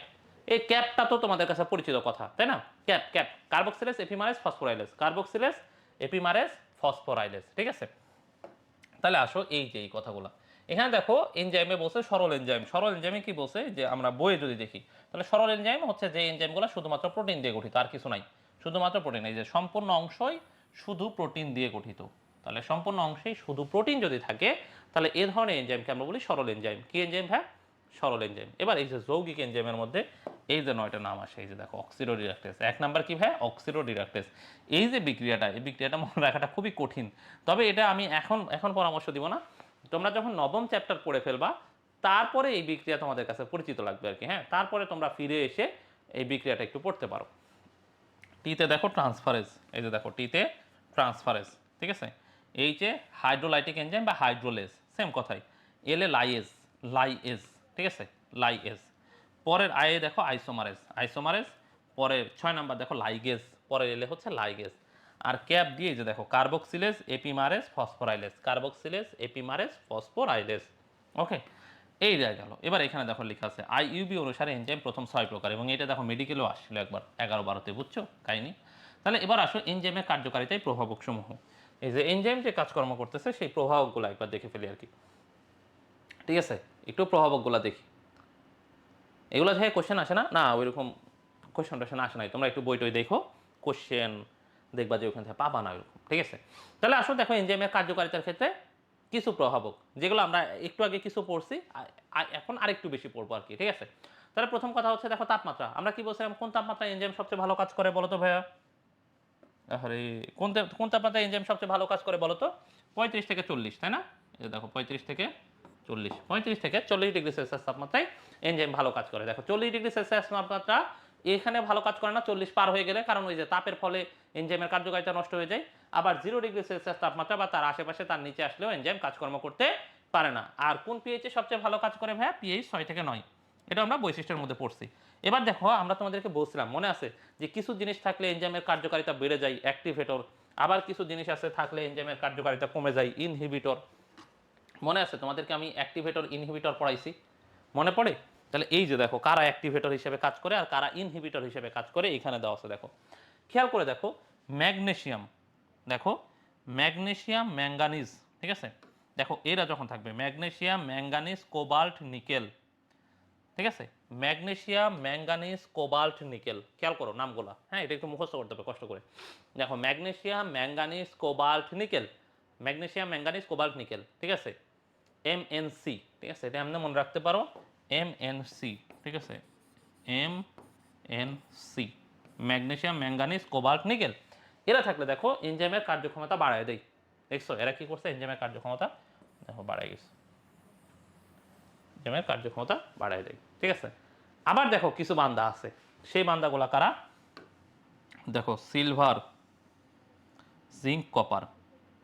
দেখো সিলভার, জিঙ্ক, কপার থাকলে এনজাইমের কার্যক্ষমতা দেখো কমায় দেয়। তাহলে এই যে এরা হচ্ছে ইনহিবিটর। বললাম না অ্যাক্টিভেটর ইনহিবিটর একটু পরে তোমাদেরকে দেখাবো, এই যে দেখো, ঠিক আছে। তাহলে এটা একটু মনে রাখতে হবে, এরকম আসবে নিচের কোনটির উপস্থিতিতে এনজাইমের কার্যক্ষমতা বেড়ে যায়। আবার এরকম কোশ্চেন আসবে নিচের কোনটির উপস্থিতিতে এনজাইমের কার্যক্ষমতা বেড়ে যায়। তাহলে এটা কিন্তু অ্যান্সার করার জন্য এটা একটু মনে রাখতে হবে। তাহলে ওটা মনে রাখবা, বেড়ে যায় কিসে? এমএনসি। বেড়ে যায় কিসের উপস্থিতিতে? MNC, MNC, okay. Prapti, activator and inhibitor দুটোই কি কোফ্যাক্টর? হ্যাঁ কোফ্যাক্টর হইতে পারে, সমস্যা নাই। মানে হইতে মানে কোফ্যাক্টরই হইতে হবে জিনিসটা এরকম না, কোফ্যাক্টর হতে পারে, ঠিক আছে, কোএনজাইমও হইতে পারে, ঠিক আছে। এরপর আসো, হ্যাঁ হ্যাঁ এবার দেখো কিছু এনজাইম আছে যেই এনজাইম কিছু নির্দিষ্ট তাপমাত্রায় বেশি ভালো কাজ করে, ঠিক আছে। কিছু এনজাইম আছে যারা একটা নির্দিষ্ট তাপমাত্রায় বেশি ভালো কাজ করে। যেমন ধরো এই যে পেপসিন, পেপসিন কোন পিএইচে ভালো কাজ করে? পিএইচ যখন 2 থাকে। কখন? পিএইচ যখন 2 থাকে। এটা একটু কষ্ট করে মুখস্থ করতে হবে, এটা একবারে মুখস্থ হবে না, যে এখান থেকে একবার মেডিকেলে কোশ্চেন আসে, মেডিকেল বলতে ডেন্টালে কোশ্চেন আসে। সো এই জায়গা থেকে কোশ্চেন আসে এবং তোমরাও যখন পরীক্ষা দিবা তখন দেখবা যে তোমাদের এই যে এমসিকিউ এই চ্যাপ্টারে ক্লাস টেস্ট দিলে দেখবা মাস্ট এখান থেকে কোশ্চেন আসে। তারপর দেখো ইনভার্টেস কোন পিএইচে ভালো কাজ করে? 4.5। সেলোবায়াস কোন পিএইচে কাজ করে? 5, ঠিক আছে। এরপর দেখো ইউরিয়াস কোন পিএইচে ভালো কাজ করে? পিএইচ 7। এবং দেখো ট্রিপসিন কোন পিএইচে ভালো কাজ করে? পিএইচ 8। এটা একটু কষ্ট করে মুখস্থ করতে হবে, এটা কোনো ছন্দ দিয়ে, হ্যাঁ এটা মনে রাখার কোনো ভালো ছন্দ নাই, ঠিক আছে। যেগুলো ছন্দ আছে ওই ছন্দগুলো মনে রাখার জন্য আরেকটা ছন্দ লাগবে। সো এই টাইপের ছন্দ দিয়ে এগুলো মুখস্থ করার দরকার নাই। তুমি এগুলা যেই টাইপের জিনিসপত্রগুলো মুখস্থ হইতে চায় না এগুলো তুমি তোমার ভেতরে টার্গেট দিবা, সেলফ টার্গেট, যে আমি কয়েকবার পড়বো, ঠিক আছে। কয়েকবার বলতে ধরো প্রতিদিন সকালে ঘুম থেকে উঠে তুমি এগুলো একবার করে পড়বা। বা ধরো তোমার যেই কনফিউজিং টপিকগুলো যেগুলো তুমি ভুলে যাও সেগুলো তুমি একটা আলাদা খাতা নাও, সেখানে তুমি টপিকগুলো লিখে রাখবা। তুমি প্রতিদিন রাতে ঘুমাইতে যাওয়ার আগে এগুলো একবার করে রিভিশন দিবা। এই কাজটা তুমি জাস্ট একটু এই অভ্যাসটা একটু করার শিখে ফেলো। এরপরে দেখবা কোনো ইনফরমেশনই মুখস্থ করা তোমার জন্য কঠিন হবে না। যেগুলোই তুমি ভুলে যাও সেগুলো জাস্ট ঘুমানোর আগে একবার করে তুমি দেখবা, ঠিক আছে, এই টাইপের। তাহলে দেখো পেপসিন, ইনভার্টেস, সেলোবায়াস, ইউরিয়াস, ট্রিপসিন এগুলো তোমরা এইভাবে মুখস্থ করবো আর কি, হ্যাঁ। এর বাইরে আসো, যে এই যে এনজাইমের ব্যবহারে যাওয়ার আগে আমরা বইয়ে যেগুলো পড়ছি, হ্যাঁ এই যে দেখো আমরা তো কিছু পিএইচ টিএইচ পড়লাম পানি। এরপরে দেখো যে এনজাইমের কার্যকারিতায় আরও কিছু প্রভাবক আছে। যে প্রভাবকগুলো তোমাদের একটু জেনে থাকা দরকার, হ্যাঁ, যদিও এমসিকিউ কোশ্চেন আসে না, তারপরে একটু দেখো। সাবস্ট্রেটের ঘনত্ব বলো, সাবস্ট্রেট বিক্রিয়ক যদি বেশি থাকে তাহলে বিক্রিয়া কম হয় না বেশি হয়? বিক্রিয়া বাড়ে, ঠিক আছে। তাহলে সাবস্ট্রেট যদি বেড়ে যায় তাহলে কি বিক্রিয়া বাড়বে, সাবস্ট্রেট যদি কমে যায় তাহলে বিক্রিয়া কমে যাবে। আবার দেখো এনজাইম, বলো এনজাইমের ঘনত্ব, বলো এনজাইম যদি বেশি থাকে বিক্রিয়া কম হবে না বেশি হবে? এনজাইমের ঘনত্ব যত বেশি হবে বিক্রিয়া তত বেশি হবে, কথা এখানে শেষ, ঠিক আছে। আবার দেখো প্রোডাক্টের ঘনত্ব, প্রোডাক্ট মানে তো উৎপাদ, তাহলে উৎপাদ যদি বেড়ে যায় তাহলে কি বিক্রিয়ার হার কমে নাকি বাড়ে? বিক্রিয়ার হার কমে যায় সচরাচর, ঠিক আছে। উৎপাদ যদি বেড়ে যায় তাহলে তো বিক্রিয়ক কমে গেল না। দেখো বিক্রিয়ক যত বেশি থাকবে তত বেশি বিক্রিয়া হবে। তাহলে দেখো অনেক বিক্রিয়া হয়ে গেছে, এখন তো বিক্রিয়কের পরিমাণ বেড়ে গেছে, মানে উৎপাদের পরিমাণ বেড়ে গেছে, মানে প্রোডাক্টের পরিমাণ বেড়ে গেছে, এখন তার বিক্রিয়ক নাই, তাহলে বিক্রিয়ক কমে গেছে না, কমে গেলে তখন কি হয়, বিক্রিয়ার পরিমাণ কমে যায়। এই যে দেখো, তার মানে প্রোডাক্টের বিক্রিয়ক কমে গেছে মানে কি, প্রোডাক্ট বেশি তৈরি হয়েছে, প্রোডাক্ট যখন বেড়ে যায় তখন দেখো বিক্রিয়ক কমে যায়, ঠিক আছে। এরপর দেখো অ্যাক্টিভেটর, এটা তো তোমরা জানো, অ্যাক্টিভেটর থাকলে বিক্রিয়ার হার বাড়ে। আবার দেখো ইনহিবিটর, ইনহিবিটরের বাংলা লিখছে প্রতিরোধক, ইনহিবিটর থাকলে বিক্রিয়ার হার কমে যায়, খেলা শেষ, ঠিক আছে। তারা এনজাইমের এই কাজগুলো পড়ছে। এবার আসো এই যে এই জায়গাটাতে, হ্যাঁ, জৈবিক কার্যাবলী, জৈবিক কার্যক্রমে এনজাইমের ব্যবহার, এই জায়গায় প্রত্যেকটা এনজাইমের কিছু ভালো ভালো বেশি বেশি ব্যবহৃত এনজাইমের কাজ দেওয়া আছে। এখন কথা হচ্ছে ভাইয়া এই কাজগুলো কি পড়া লাগবে কিনা। দেখো যেমন সেলুলোজের ব্যবহার দেওয়া আছে 5-6টা, প্রোটিয়েজের ব্যবহার দেওয়া আছে, এরকম সবগুলোর ব্যবহার আছে। এখন এগুলো পড়া লাগবে কিনা, এগুলো অবশ্যই পড়তে হবে। এখান থেকে প্রচুর সিকিউ এমসিকিউ কোশ্চেন আসে এবং অ্যাডমিশন টেস্টে এখান থেকে প্রচুর কোশ্চেন আসে। এবং তোমরা যখন পরীক্ষা দিবা দেখবা যে এনজাইম থেকে ম্যাক্সিমাম এমসিকিউ কোশ্চেন হচ্ছে এই জায়গাগুলো থেকে, যে এই কাজে কোন এনজাইম ব্যবহার করা হয় অথবা এই এনজাইম কোন কাজে ব্যবহার করা হয়, বোঝা গেছে। সো এটা একটু ভালো মতো পড়তে হবে। এখন কথা হচ্ছে ভাই এতগুলো মনে রাখবো কিভাবে, যদিও আচ্ছা বলো তো এখন পর্যন্ত আমি তোমাদেরকে যেগুলো পড়াইছি এনজাইমে আজকের ক্লাসে, মাথা ঘোরানোর মতো, ঠিক আছে, অনেক বেশি কনফিউশন লাগবে, অনেক বেশি মুখস্থ করা লাগবে, এই টাইপের কিছু এখন পর্যন্ত পড়াইছি বলো? সবগুলাই মোটামুটি মুখস্থ করাই দিছি না? এবার আসো এটা, হ্যাঁ, এটাও আমি তোমাদেরকে মোটামুটি রিলেট করাই দিব, ঠিক আছে। কি করে দিব, রিলেট করে দিব। তোমরা একটু মনোযোগ দিয়ে আমার কথা শোনো। যদি তোমরা এখন মনোযোগ দিয়ে আমার কথা শোনো, এই তোমাদের মাথা ঠিক আছে কিনা, ঠিক আছে, এই তোমাদের মাথা ঠিক আছে নাকি গেছে গা, ঠিক আছে। যদি মাথাটা ঠিক থাকে, ঠিক আছে, একটু ঠান্ডা মাথায় ধৈর্য সহকারে, এই জন্য আমি তোমাদেরকে ব্রেক দিছিলাম। আমার টার্গেট ছিল ব্রেকের পরে আমি শুধুমাত্র এটা পড়াবো, যদি আমি হচ্ছে এই যে টার্গেট ফিল আপ করতে পারি নাই, বরাবর যেটা হয়, এই জন্য আমরা হচ্ছে একটু সামনে আসলাম যে এখন এটা পড়াচ্ছি। কিন্তু তোমাদের মাথা একদম ঠিক, হ্যাঁ, একদম প্লেন। একটু আগে তোমার ব্রেক পাইছো, তোমরা একটু হাঁটাহাঁটি করছো, এখন একদম লাস্ট 20-25 মিনিট খুবই মনোযোগ দিবা, ঠিক আছে, খুবই খুবই খুবই মনোযোগ দিবা। যদি এখনো মনোযোগ চলে যায়, ঘুমটুম আসে, ঠিক আছে, যেমন ওয়াসিমার ঘুম আসতেছে, তাহলে তোমরা ফোনটা হাতে নিয়ে একটু হাঁটাহাঁটি করো, ঠিক আছে, একটু হাঁটাহাঁটি করো আর শুনতে থাকো, ঠিক আছে। মাঝে মধ্যে দেখবা যে যখন বসে থেকে পড়তে পড়তে অনেক সময় ক্লান্ত হয়ে যাবা তোমরা, তখন তোমরা হেঁটে হেঁটে পড়া শুরু করবা, ঠিক আছে। এগুলো অ্যাডমিশনের সময় হবে, দেখবা তোমাদের জীবনে আসবে, ঠিক আছে। যখন হেঁটে হেঁটে ক্লান্ত হয়ে যাবে তখন তোমরা শুয়ে শুয়ে পড়বা, ঠিক আছে, কিন্তু পড়াশোনা বাদ দেওয়া যাবে না, এই হচ্ছে ব্যাপার। তাহলে আসো আমরা কিছু এনজাইম পড়ি। যখন দেখো সেলুলেজ, তোমাদের সবার সেলুলোজের কথা মনে আছে, তোমাদের সবার সেলুলোজের কথা মনে থাকার কথা, তোমাদের সবার সেলুলোজের কথা মনে আছে না, মনে আছে না বলো? হ্যাঁ হ্যাঁ, এই তো সাবাস, হ্যাঁ, সেলুলোজের কথা মনে আছে। তাহলে সেলুলোজ আমরা কোথায় বলছিলাম বলো তো, উদ্ভিদের দেহে সবচেয়ে বেশি কি পাওয়া যায় বলো তো, সেলুলোজ, মনে পড়ে? হ্যাঁ হ্যাঁ, শুয়ে শুয়ে ক্লান্ত হলে পারভেজ ঘুমায় যাবা, তাহলে দেখবা ঘুম থেকে ওঠার পরে তুমি আবার অনেক বেশি এনার্জেটিক হয়ে গেছো। কিন্তু আমরা কি হয় জানো, শুয়ে শুয়ে ফোন চালাই, আমরা শুয়ে শুয়ে ফোন চালাইতে যাই, আমরা হচ্ছে ওই যে ঘুমটাও চলে যায়, আমার যে শরীরের ক্লান্তি সেই ক্লান্তিও কমে না। কিন্তু তোমরা এই যে বই নিয়ে যখন শুয়ে থাকবা দেখবা যে একটু পরে ঘুম চলে আসবে, তুমি ঘুমায় যাও, 1 ঘন্টা ঘুম থেকে ওঠার পরে দেখবা যে তুমি অনেক বেশি এনার্জেটিক ফিল করতেছো এবং দেখবা যে তোমার পড়াশোনা অনেক ভালো হচ্ছে। এগুলোই তো পড়ার টেকনিক, ঠিক আছে। তোমাদের আস্তে আস্তে টেকনিক শেখাবো ইনশাল্লাহ, ঠিক আছে। তোমরা যখন অ্যাডমিশনে আসবা তখন তোমাদের টেকনিক ক্লাস নিব, যে কীভাবে তোমরা কম সময়ে বেশি পড়াশোনা করতে পারবা, টেনশন করো না, ঠিক আছে। তাহলে আসো আমরা কি বলছিলাম, যে সেলুলোজ হচ্ছে উদ্ভিদ দেহে সবচেয়ে বেশি কি পাওয়া যায়, সেলুলোজ বেশি থাকে, তাই না। আর উদ্ভিদের সঞ্চিত খাবারের নাম কি বলো তো, স্টার্চ নাকি গ্লাইকোজেন? এই তোমরা বলো তো, উদ্ভিদের সঞ্চিত খাবারের নাম কি, স্টার্চ নাকি গ্লাইকোজেন? হ্যাঁ, এই যে সাদিয়া খুব ভালো কথা বলছে, যে উদ্ভিদের এই যে কোষের যে কোষ প্রাচীর আছে, এই কোষ প্রাচীরের মেইন জিনিসই হচ্ছে কি, সেলুলোজ, তাই না। তো ওইখান থেকে আমরা বলছি উদ্ভিদ দেহে সবচেয়ে বেশি থাকে সেলুলোজ, এই যে স্টার্চ, এই তো সাবাস, ঠিক আছে। তারপর তোমরা দেখি বেশ ভালো কথা মনে রাখছো, স্টার্চ, এই জুনায়েদ ঠিক বলে নাই, ঠিক আছে। আর আমাদের আমাদের দেহের সঞ্চিত খাবারের নাম গ্লাইকোজেন, তাই না। তাহলে এখান থেকে আসো আমরা এই যে সেলুলোজের এবার ব্যবহার দেখি। তাহলে যেখানে উদ্ভিদ আছে সেখানে আমরা সেলুলোজের কথা মাথায় আনবো। ঠিক আছে, তাহলে আসো। ঠিক আছে, তাহলে আসো আমরা উদ্ভিদের কথা দেখো। কফি, কফি প্রক্রিয়াজাতকরণে এই যে কফির গাছ আছে, তোমরা জানো? তোমরা কি জানো কফির গাছ আছে? জানো রে? কফি কিন্তু উদ্ভিদ, হ্যাঁ, উদ্ভিদের দেহে ওই যে বীজের মতো করে কফি হয়, তারপরে ওইটাকে প্রসেস করতে হবে। ঠিক আছে, তাহলে দেখো এই কফিটা আছে কোথায়? উদ্ভিদে। যখন কফি নিয়ে আসা হয় তখন কিন্তু কফি একা আনা যায় না, বুঝছো? কফির সাথে ওই যে কফির অনেক ডালপালা লতা পাতা এগুলো সব থাকে। তাহলে এগুলো থেকে তো কফিকে আলাদা করতে হবে, প্রসেস করতে হবে। তাহলে এই প্রসেসের জন্য উদ্ভিদের যে ডালপালা লতা পাতা আছে এগুলোকে তো সরাইতে হবে। তাহলে এগুলোকে সরানোর জন্য কফি নিজেই তো একটা উদ্ভিজ্জ পদার্থ। তাহলে এখানে সবচেয়ে বেশি কি থাকবে? সেলুলোজ। তাহলে যেখানে সেলুলোজ আছে সেখানে কোন এনজাইম কাজ করবে? সেলুলেজ। ঠিক আছে, তাহলে যেখানে উদ্ভিদ আছে তার মানে সেখানে সেলুলোজ বেশি আছে, আর সেলুলোজ বেশি আছে মানে ওখানে কোন এনজাইম কাজ করবে? সেলুলেজ। এবার আসো দেখো বস্ত্র শিল্পে। তোমাদের মনে আছে আমরা বলছিলাম সেলুলোজ থেকে সুতা তৈরি হয়? এই যে এখানে দেখো বস্ত্র শিল্প। তোমাদের মনে আছে আমরা বলছিলাম সেলুলোজ থেকে সুতা তৈরি হয়? মনে কি পড়ে সেই দিনের কথা যখন তোমাদেরকে আমরা পড়াইছিলাম যে সেলুলোজ থেকে সুতা তৈরি হয়?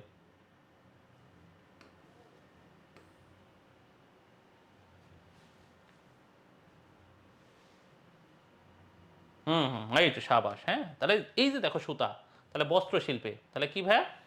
বস্ত্র শিল্পে। কোথায় কোথায়? বস্ত্র শিল্পে মানে সুতা। তাহলে যেখানে বস্ত্র শিল্পে কি আছে? সুতা। সুতার মধ্যে কি আছে? সেলুলোজ। তাহলে এখানে কে কাজ করবে? সেলুলোজ কাজ করবে ডেফিনেটলি। এবার দেখো পেপার। পেপার কই থেকে তৈরি হয়? কাঠ থেকে, তাই না? বাঁশ থেকে। বাঁশ কাঠ থেকে আমাদের কাগজ তৈরি হয় না? দেখবা যে এই যে কাগজের যে ফ্যাক্টরি, ওখানে মূল উপাদান কি? বাঁশ কাঠ এগুলা। ঠিক আছে, তাহলে বাঁশ কাঠ এগুলা কি? উদ্ভিদ। তাহলে উদ্ভিদের দেহে সবচেয়ে বেশি কি আছে? সেলুলোজ। যেখানেই সেলুলোজ সেখানেই কি ভাইয়া? সেলুলেজ। সেখানে কি? সেলুলেজ। পাল্প কি? আচ্ছা, পাল্প হচ্ছে ওই যে জুস। ঠিক আছে, ধরো তোমরা আমের জুস বানাবা। ঠিক আছে, আম ধরো, আম আম থেকে ধরো আমের ওই যে আঁটি থেকে ধরো মাংসগুলা ছড়াই নিয়ে আসলা। ঠিক আছে, আমের যে মাংসগুলা নিয়ে এসে ধরো ব্লেন্ড করলা ব্লেন্ডারে। যে কোনো জুস করার সময় আমরা ব্লেন্ডারে ব্লেন্ড করি না? ধরো ব্লেন্ডারে ব্লেন্ড করার পরে ধরো ওইখানে তো কিছু আমের আঁশ মাস আছে, সেই একবার এবার ধরো এটাকে ছেঁকে নিলা। এবার ছাকার পরে যে পিওর জুসটা থাকবে এইটাকে বলা হয় পাল্প। ঠিক আছে, এটাকে কি বলা হয়? পাল্প। বোঝা গেছে? কি বলি? পাল্প। এবার ধরো তাহলে বাঁশের পাল্প, পেপার। বাঁশের পাল্প কি? শোনো, আমরা যখন ওই যে অনেকগুলা বাঁশ কাঠ এগুলোকে নিয়ে আসি, এগুলোকে একদম একদম তো হচ্ছে ব্লেন্ড করে ফেলে মেশিনে, ব্লেন্ড টেন্ড করে এগুলোর জুস বানায় ফেলা হয়। আর জুস বানাইলে এখানে অনেকগুলো ওই যে ময়লা আবর্জনা থাকে না? এখন বাঁশ কাঠ কি আবার ওই যে পানিতে ধুয়ে সুন্দর করে ডিটারজেন্ট দিয়ে মেজে তারপরে কি ওই যে ফ্যাক্টরিতে ঢুকাই? তখন তো ঢুকাই না। সো যখন এগুলো জুস বানানো হয়েছে দেখা গেছে এই জুসে অনেকগুলা তোর অপদ্রব্যগুলো আছে। এগুলোকে যখন আমরা এই যে সেকে আলাদা করে ফেলি তখন এই যে পিওর যে জুসটা আসে এটাকে বলা হয় পাল্প। এরপরে যখন তোমরা কোনো জুসের অ্যাড দেখবা, ঠিক আছে, বিশেষ করে ফ্রুটিকা মুটিকা আছে না, এগুলো যখন অ্যাড দেখবা তখন দেখবা এখানে লেখা আছে পিওর ম্যাঙ্গো পাল্প থেকে তৈরি এই জুস। তো আপনারা নিশ্চিন্তে খালি খাবেন আর খাবেন। ঠিক আছে, আমাদের কাছ থেকে প্রোডাক্ট কিনুন আর খান। Pure mango pulp. ঠিক আছে, এরপরে এই কথা শুনো। তাহলে এই যে বাঁশের যে পাল্প, ঠিক আছে, বাঁশের যে জুসের যে পাল্প, যেখান থেকে কি তৈরি করে? কাঠ। সরি, কি তৈরি করে? কাগজ। ঠিক আছে, তাহলে দেখো বাঁশ, বস্ত্র সবগুলোই কি? উদ্ভিদ। উদ্ভিদ মানে কি? সেলুলোজ। তার মানে এখানে কোন এনজাইম কাজ করবে? সেলুলোজ। এবার আসো দেখো 3 নম্বর পয়েন্ট, ওয়াশিং পাউডার এবং লন্ড্রি ডিটারজেন্টের গুরুত্বপূর্ণ উপাদান। ভাই বলো, ওয়াশিং পাউডার এবং লন্ড্রি এগুলোতে যায় কি করা হয়? কাপড় পরিষ্কার করা হয় না? তোমরাই বলো, ওয়াশিং পাউডার এবং লন্ড্রি কার সাথে সম্পর্কিত? কাপড়ের সাথে সম্পর্কিত। এবার বলো কাপড়ের মধ্যে কি আছে? সুতা। সুতার মধ্যে কি আছে? সেলুলোজ। আর এই সেলুলোজকে পরিষ্কার করবে কে? সেলুলেজ। ঠিক আছে, বোঝা গেছে? তাহলে ওয়াশিং পাউডার, লন্ড্রি এগুলোতে কি আছে? এগুলো দিয়ে কাপড় পরিষ্কার করে। তাহলে কাপড়ের মধ্যে কি আছে? সুতা। সুতার মধ্যে আছে সেলুলোজ। যেখানেই সেলুলোজ সেখানেই সেলুলেজ। বোঝা গেছে? এবার দেখো ফলের জুস। ফলের জুস বলো, ফলের যে জুস, ফলের জুস মানে কি? ফলের জুস মানে কি? ফল উদ্ভিদ না, মানে কি? সেলুলোজ বেশি। আবার দেখো বিভিন্ন ধরনের পানীয় টানীয় যে আমরা তৈরি করি, যে জুস মুস পানীয় যে তৈরি করি, এগুলো কোন উৎস থেকে? উদ্ভিদের উৎস থেকে তৈরি করি না? তাহলে উদ্ভিদ মানে কি? সেলুলোজ। সেলুলোজের উপর কাজ করবে কে? সেলুলোজ। বোঝা গেছে? এটা পড়ার দরকার নাই, লাস্টেরটা। তাহলে দেখো এই চারটেই আমি তোমাকে রিলেট করে দিছি না? ম্যাক্সিমাম বৈশিষ্ট্য, ম্যাক্সিমাম কাজ আমি তোমাকে রিলেট করে দেবো। তুমি শুধু তোমার কাজ হচ্ছে মনোযোগ দিয়ে আমার কথা শোনা। ঠিক আছে, তাহলে প্রথম কথা আমরা সেলুলোজের ব্যবহারে কি বলছি দেখো। কফির মধ্যে আমরা কি বলছি? যে ডালপালা টালপালা থাকে, এগুলো প্রসেস করার জন্য, এগুলোকে সরানোর জন্য সেলুলোজ লাগে। যেখানে উদ্ভিদ আছে সেখানেই সেলুলোজ। তাহলে উদ্ভিদ কোথায় কোথায় আছে দেখো? বস্ত্র শিল্পে, এখানে সুতা আসে ওই যে সেলুলোজ থেকে। পেপার তৈরি হয় কই থেকে? বাঁশ কাঠ থেকে। তাহলে বাঁশ কাঠ কি আছে? বাঁশ কাঠ উদ্ভিদ, উদ্ভিদ মানে এখানে কি আছে সেলুলোজ, তার মানে এখানে কি কাজ করবে সেলুলোজ। আবার আমরা কি বলছি ওয়াশিং পাউডার এবং লন্ড্রি ডিটারজেন্ট দিয়ে আমরা কি পরিষ্কার করি কাপড়, কাপড় মানে কি সেখানে আছে সেলুলোজ, এটাও আমরা জানি, ঠিক আছে। এবং ফলের জুস কই থেকে আসে উদ্ভিদ থেকে, তো উদ্ভিদ থেকে ফলের জুস আসলে ওখানে তো সেলুলোজই থাকবে, বুঝে গেছে। চারটা পয়েন্ট মুখস্থ হয়েছে, আশা করি মুখস্থ হয়েছে। এবার আসো প্রোটিয়েজ। শোনো প্রোটিয়েজ কার উপর কাজ করে জানো, প্রোটিনের উপর কাজ করে। কার উপর কাজ করে ভাইয়া, প্রোটিন, প্রোটিন। তাহলে প্রোটিয়েজ কার উপর কাজ করে, প্রোটিনের উপর, প্রোটিন, হ্যাঁ এটা প্রোটিনকে ভাঙে।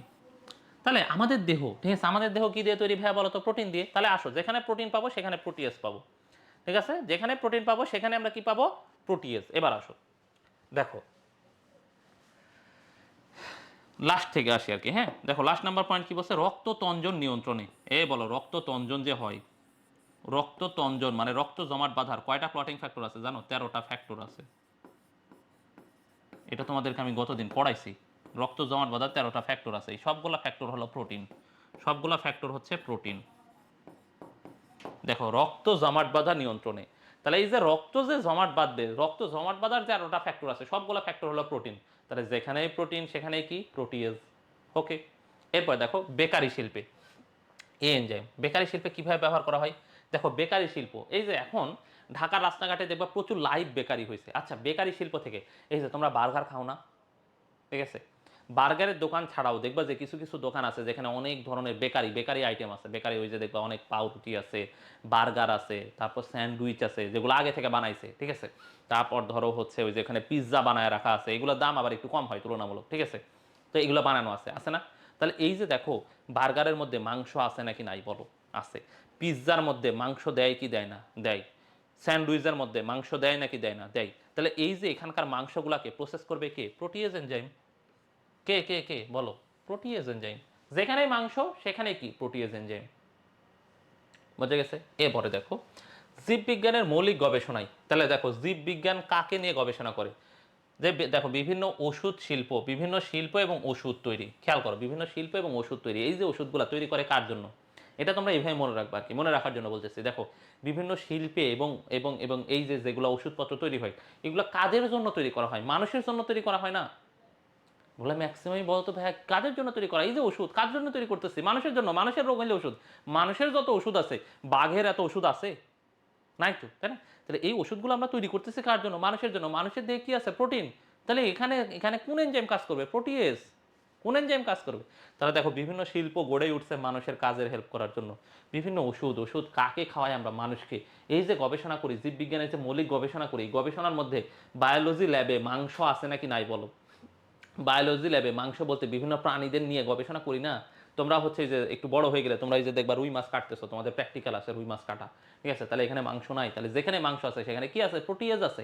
তাহলে বলো বিভিন্ন শিল্প ওষুধ, বিভিন্ন শিল্প আসবে না, তাহলে ওষুধ এবং জীববিজ্ঞানের গবেষণায় কে থাকবে, জীববিজ্ঞান, নামের মধ্যেই তো জীব। দেখো জীববিজ্ঞান নামের মধ্যেই তো জীব, জীব মানেই তো মাংস, আর মাংস মানে কি প্রোটিয়েজ, মাংস মানে কি প্রোটিয়েজ, বোঝা গেছে। তাহলে দেখো এইভাবে এখানে তোমরা মাংস যেখানে পাবা সেখানে প্রোটিয়েজের ব্যবহার আঁকায় লিখে ফেলবা, শেষ। তাহলে দেখো এই দুটাই আমি কিন্তু 100% রিলেট করে দিচ্ছি। এরপর আসো অ্যামাইলেস।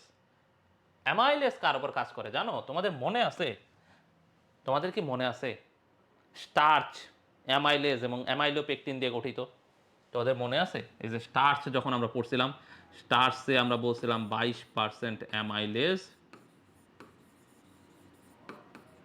সরি অ্যামাইলোজ, 22% অ্যামাইলোজ আর 78% অ্যামাইলোপেকটিন।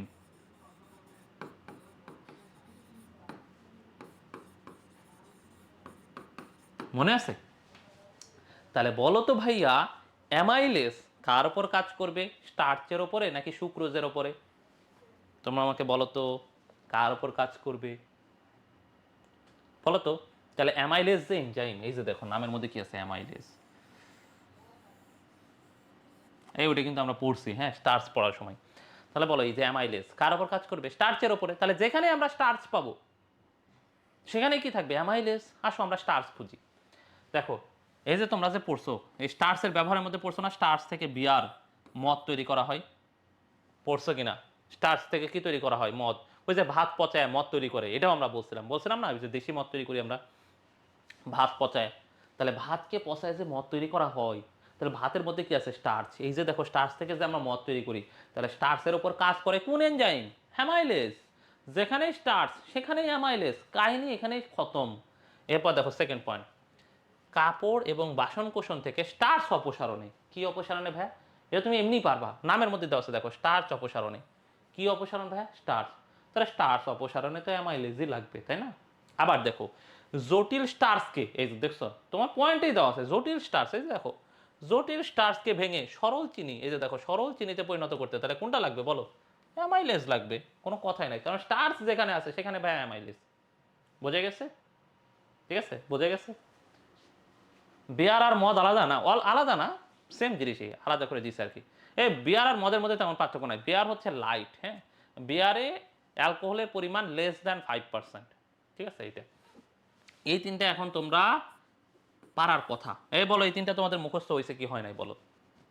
হয়েছে না? হয়েছে না? হয়েছে। আচ্ছা, এবার আসো এই 4 নাম্বার পয়েন্টটা তোমাদেরকে আমরা কোরিলেট করে দিই। শোনো, দেখো মনোযোগ দিয়ে শোনো, হ্যাঁ, আমি যদিও আমি অনেকক্ষণ ধরে খালি আমি বলে যাচ্ছি, তোমাদের কথা শুনতেছি না, কিন্তু এগুলো একটু শোনো, তাহলে নিজে বাসায় এগুলো মনে করতে পারবে। অ্যাটলিস্ট না পারলেও কাছ থেকে ওই যে উদাহরণ দেখলে বুঝবা যে না এটা তো ওর সাথে প্রোটিনের সাথে রিলেটেড, না এটা তো হচ্ছে ওই যে উদ্ভিদের সাথে রিলেটেড, এটা সেলুলোজের মধ্যে যাবে, এমনি অ্যাটলিস্ট মনে পড়বে। শোনো, তোমরা জানো আমরা যে খাবার খাই, বলো তো আমাদের খাবারের মধ্যে সবচেয়ে বেশি কি থাকে? স্টার্চ থাকে নাকি প্রোটিন বেশি থাকে বলো তো? আমাদের খাবারের মধ্যে সবচেয়ে বেশি কি থাকে? স্টার্চ। কি থাকে ভাইয়া? স্টার্চ। তাহলে আমরা যে খাবার খাই প্রতিদিন, সকাল দুপুর রাতে যে খাবার দাবার খাইতেছি, যা খাই সেখানে সবচেয়ে বেশি থাকে স্টার্চ। তাহলে বলো তো আমাদের পরিপাকের জন্য সবচেয়ে বেশি কোন এনজাইমটা প্রয়োজন? অ্যামাইলেজ না? বলো তো ভাইয়া, আমাদের পরিপাকের জন্য সবচেয়ে বেশি কোন এনজাইম প্রয়োজন? অ্যামাইলেজ, তাই না? এই অ্যামাইলেজ এনজাইম কই থেকে আসে জানো? অগ্নাশয়। এই যে দেখো এই অ্যামাইলেজ না, এই অ্যামাইলেজ আসে অগ্নাশয় থেকে। অগ্নাশয়ের বাংলা হচ্ছে, সরি, অগ্নাশয়ের ইংরেজি হচ্ছে প্যানক্রিয়াস।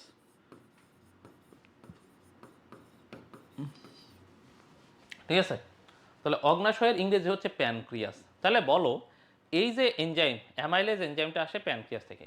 যদি কোনো কারণে প্যানক্রিয়াস ধরো নষ্ট হয়ে গেছে, সাপোজ ধরো তোমার ফোন হঠাৎ করে ডেড হয়ে গেছে, ফোন আর চলতেছে না, চার্জ নিচ্ছে না। এবার ধরো এই ফোন তুমি দোকানে নিয়ে গেলা, এরপর দোকানদার বললো ভাইয়া আপনার তো ব্যাটারিটা নষ্ট হয়ে গেছে, আপনার ব্যাটারি রিপ্লেস করতে হবে। তাহলে তখন তুমি কি বলবো? হ্যাঁ ভাইয়া ঠিক আছে, যা করা লাগে করে দেন, তাও আমার ফোন লাগবে। তখন কি করে সে? আর যেহেতু এই ফোনের ব্যাটারি কাজ করতেছে না, সে তখন বাইরে থেকে আরেকটা ব্যাটারি লাগাই দিবে। তাহলে এই ঘটনাকে আমরা কি বলবো? যে তারপর আমি এসে বলবো না যে আমি ব্যাটারি রিপ্লেস করে নিয়ে আসছি? তোমরা কি আমার এই কথার সাথে একমত? আমি নিজেও এই কথা বলবো না যে ভাইয়া কি হয়েছে ভাইয়া, আমি ব্যাটারি রিপ্লেস করে নিয়ে আসছি। তোমরা যখন বলবো ভাইয়া আপনার তো ফোন নষ্ট হয়ে গেছিল, আপনি কীভাবে ঠিক করলেন? তখন আমরা কি বলবো? ভাইয়া ওই যে ব্যাটারি নষ্ট হয়ে গেছিলো, আমরা ব্যাটারি রিপ্লেস করে নিয়ে আসছি। ঠিক একই রকমভাবে দেখো, যখন আমাদের প্যানক্রিয়াস নষ্ট হয়ে যায়, ঠিক আছে, যখন আমার প্যানক্রিয়াস নষ্ট হয়ে যায় তখন এই প্যানক্রিয়াস বটটা কি করে? এই অ্যামাইলেজ, ঠিক আছে, এই amylase hormone, sorry amylase enzyme secretion of করে দেয়। তখন আর অ্যামাইলেজ আসতেছে না। এখন বলো তো আমার পরিপাকের জন্য সবচেয়ে বেশি কোন এনজাইম দরকার? অ্যামাইলেজ। আমার পরিপাকের জন্য সবচেয়ে বেশি দরকার অ্যামাইলেজ। সেই অ্যামাইলেজ দিত এতদিন প্যানক্রিয়াস, কিন্তু আজকে প্যানক্রিয়াস অসুস্থ হওয়ার কারণে অ্যামাইলেজ পাচ্ছি না। তাহলে বলো তো আমি যদি বাইরে থেকে এখন অ্যামাইলেজ না খাইলে আমি বাঁচবো? বলো আমার খাবার দাবার পরিপাক হবে? বলো হবে না তো। তখন আমরা কি করি? বাহির থেকে ওষুধের মাধ্যমে অ্যামাইলেজ খাই। মানে ওষুধ, মানে ধরো অ্যামাইলেজ আমরা ওষুধ হিসেবে খাই। তাহলে বলো তো অ্যামাইলেজটাকে আমরা কি রিপ্লেস করলাম না? দেওয়ার কথা ছিল প্যানক্রিয়াসের, কিন্তু প্যানক্রিয়াস পারতেছে না, এই জন্য আমরা বাহির থেকে আমরা শরীরের ভেতরে দিচ্ছি। তাহলে এটা কি রিপ্লেস করা হলো না? তাহলে বলো তো প্যানক্রিয়াসের এনজাইম রিপ্লেস করলাম কি না আমরা? বলো, তোমরা কি বুঝছো যে প্যানক্রিয়াসের দেওয়ার কথা ছিল, কিন্তু আজকে প্যানক্রিয়াস দিতে পারতেছে না, জন্য আমরা বাইরে থেকে কি করছি? রিপ্লেসমেন্ট দিছি, যে ভাই কোনো টেনশন নাই, তোরে খাবার হজম করাই লাগবে, আমি বাইরে থেকে দিচ্ছি এই যে এনজাইম। তাহলে প্যানক্রিয়াটিক এনজাইম আমরা রিপ্লেস করছি না? এই জন্য দেখো এখানে পয়েন্টটা কি, প্যানক্রিয়াটিক এনজাইম রিপ্লেসমেন্ট থেরাপিতে এই এনজাইম ব্যবহার করা হয়। তাহলে প্যানক্রিয়াটিক এনজাইম রিপ্লেসমেন্ট থেরাপিতে কোন এনজাইম ব্যবহার করা হয় ভাইয়া? অ্যামাইলেজ। অ্যামাইলেজ মনে থাকবে। এই পয়েন্ট এতবার কেন বলছি জানো? এই প্যানক্রিয়াস নিয়ে আর একটা পয়েন্ট আছে, যাতে তোমাদের প্যাচ না লাগে, সারা জীবন যেন মাথায় ঢুকে যায়, এই জন্য এত কথা বলছি। তাহলে আবার রিপিট করতেছে, আমাদের পরিপাকের জন্য সবচেয়ে গুরুত্বপূর্ণ এনজাইম হচ্ছে অ্যামাইলেজ। সেই অ্যামাইলেজ ক্ষরণ করে হলো প্যানক্রিয়াস। প্যানক্রিয়াস নষ্ট হয়ে গেলে অ্যামাইলেজ থাকে না, তখন যেহেতু এটা ছাড়া আমার পরিপাক হবে না, তখন আমরা বাইরে থেকে এই অ্যামাইলেজ খাই। তার মানে অ্যামাইলেজ রিপ্লেস করতেছি। দেওয়ার কথা ছিল প্যানক্রিয়াসের, প্যানক্রিয়াস দিতে পারতেছে না, সো আমি রিপ্লেস করতেছি। সো এটাকে আমরা কি বলতেছি? Pancreatic enzyme replacement therapy. Okay, তাহলে অ্যামাইলেজ নিয়ে অনেক কথা বলছি ভাইয়া, আর বলতে পারবো না। আসো এবার আমরা ক্যাটালেজটা একটু পড়ি। শোনো, ক্যাটালেজের কাজ কি জানো? আমাদের দেহে এই যে সবসময় যে জারণ বিজারণ বিক্রিয়া হয় না, এর ফলে প্রচুর হাইড্রোজেন পারঅক্সাইড তৈরি হয়। কি তৈরি হয়? Hydrogen peroxide. এই যে হাইড্রোজেন পারঅক্সাইড আমাদের দেহের জন্য বিষাক্ত। এই যে হাইড্রোজেন পারঅক্সাইড, এটা হচ্ছে আমাদের দেহের জন্য বিষাক্ত। এই ক্যাটালাইজ এসে কি করে জানো? এই ক্যাটালাইজ এসে এটাকে ভেঙে সুন্দর করে পানি আর অক্সিজেন তৈরি করে। এবার পানি আর অক্সিজেন তো আমাদের জন্য ভালো, বোঝা গেছে? তাহলে ক্যাটালাইজের মূল কাজ হচ্ছে কি করে? সেটা হাইড্রোজেন পার অক্সাইডকে ভেঙে পানি আর অক্সিজেন তৈরি করে। ওকে, এটাই হচ্ছে ক্যাটালাইজের সবচেয়ে ভালো কাজ, এটা মনে রাখো। তাহলে হাইড্রোজেন পার অক্সাইড অপসারণে কি হবে বলো তো? হ্যাঁ, ফারজান ওষুধ আছে, ঠিক আছে। তাহলে বাড়িতে আমরা যেখানে হাইড্রোজেন পার অক্সাইড দেখবো, সেখানে কি থাকবে ভাইয়া বলো তো? ক্যাটালেজ। সেখানে কি থাকবে? ক্যাটালেজ। ক্যাটালেজ কি থাকবে ভাইয়া? ক্যাটালেজ, তাই না? তাহলে দেখো প্রথম পয়েন্ট কি দেওয়া আছে? পনির থেকে দুধ, পনির তৈরির পূর্বে দুধ থেকে হাইড্রোজেন পার অক্সাইড অপসারণ। এই যে নামের মধ্যে হাইড্রোজেন পার অক্সাইড দেওয়া আছে, দেখো কাকে কাকে সরাচ্ছি? হাইড্রোজেন পার অক্সাইড। তাহলে হাইড্রোজেন পার অক্সাইড অপসারণে তো ক্যাটালেজ থাকবে। এবার দেখো কাপড় থেকে হাইড্রোজেন পার অক্সাইড, দেখছো এই যে নামের মধ্যে হাইড্রোজেন পার অক্সাইড অপসারণে। একটা জিনিস হাইড্রোজেন পার অক্সাইড উল্লেখ নাই, কিন্তু তোমরা মনে রাখবা কিভাবে? এই যে ক্যাটালেজ সি না, ক্যাটালেজ সি দিয়ে, এই সি থেকে মনে রাখবা ক্যাটালেজ সি, এই সি থেকে মনে রাখবা কন্ট্যাক্ট লেন্স। তোমরা জানো মেয়েরা মাঝে মধ্যে যখন অনেক বেশি সাজগোজ করে, তখন তারা চোখের মধ্যে, ধরো আমাদের মতো যারা এই যে লেন্স চশমা পরে, তখন বলে যে না, চশমা পরলে তো আমাকে দেখতে ভালো লাগবে না। তখন সে কি করে? এই চশমাটা ফেলে দিয়ে এখানে সুন্দর করে লেন্স লাগাই। তখন সে কি করে? চশমা ফেলে দিয়ে এখানে চোখে কি লাগাই ভাইয়া? লেন্স লাগাই। কি লাগাই? লেন্স। এই যে চোখের ভেতরে, এই যে ভেতরে লাগাই, যেটা এটাকে বলা হয় কন্ট্যাক্ট লেন্স, বুঝছো? তাহলে এই চোখের এই কন্ট্যাক্ট লেন্স পরিষ্কার করে কে? এই যে দেখো চোখের কন্ট্যাক্ট লেন্স পরিষ্কারের ক্ষেত্রে কোন এনজাইম কাজ করে? Hydrogen peroxide. তাহলে চোখের কন্ট্যাক্ট লেন্স পরিষ্কার করে কি দিয়ে ভাইয়া? হাইড্রোজেন পারঅক্সাইড দিয়ে। বুঝে গেছে? তাহলে দেখো ক্যাটালাইজের ব্যবহারও তুমি এমনি মনে রাখবা, সিতে ক্যাটালাইজ, সিতে কন্ট্যাক্ট লেন্স, সিতে ক্যাটালাইজ, সিতে কন্ট্যাক্ট লেন্স, এমনি তোমার মুখস্থ হয়ে যাবে, ঠিক আছে? ওকে, এরপর আসো জাইমেজের ব্যবহারটা একটু মনে রাখতে হবে। এই যে তোমাদেরকে বারবার আমরা মদ তৈরি করার কথা বলছি না, আসো তোমাদেরকে মদ তৈরি করা দেখাবো এখন। এই যে দেখো কি হয় জানো? স্টার্চ, এই যে স্টার্চ ভেঙে গ্লুকোজে পরিণত হয়। এই গ্লুকোজে দেখো যখন গ্লুকোজে পরিণত হইল, এই গ্লুকোজের ওপর কাজ করে জাইমেজ এনজাইম, তখন সেটা ইথাইল অ্যালকোহল তৈরি করে। এটাই সেই মদ, এটাই হলো সেই মদ, ঠিক আছে? তাহলে মদ তৈরির ধাপটা কেমন? স্টার্চ ভেঙে গ্লুকোজ হয়, স্টার্চ ভেঙে গ্লুকোজ হয়, এই গ্লুকোজের উপর কাজ করে কে কাজ করে? দেখো জাইমেজ এনজাইম। তাহলে মদ কিন্তু তৈরি হয় গ্লুকোজ থেকে। কই থেকে? গ্লুকোজ থেকে। এই কথা বললেও কিন্তু ভুল হবে না। তাহলে দেখো এই যে গ্লুকোজের উপর জাইমেজ এনজাইম কাজ করে এই যে মদ তৈরি হয়েছে, দেখছো? তাহলে এই যে অ্যালকোহল তৈরিতে প্রথম কাজ অ্যালকোহল। আশা করি এটা তোমার মনে থাকবে। আর আরেকটা তোমরা মনে রাখবা, এই যে বদহজম হওয়া রোগীদের ওষুধ হিসেবে দেয় জাইমেজ ট্যাবলেট। কি ট্যাবলেট? জাইমেজ ট্যাবলেট, ঠিক আছে? তোমরা দেখবা জাইমেজ নামে ওষুধই আছে, জাইমেজ নামে ওষুধই পাবা তোমরা, ঠিক আছে? তো এই যে যখন বদহজম হয়, খাবার দাবার হজম হচ্ছে না, তখন এই যে জাইমেজ ট্যাবলেট খাওয়ায়, তাহলে খাবার দাবার হজম হয়।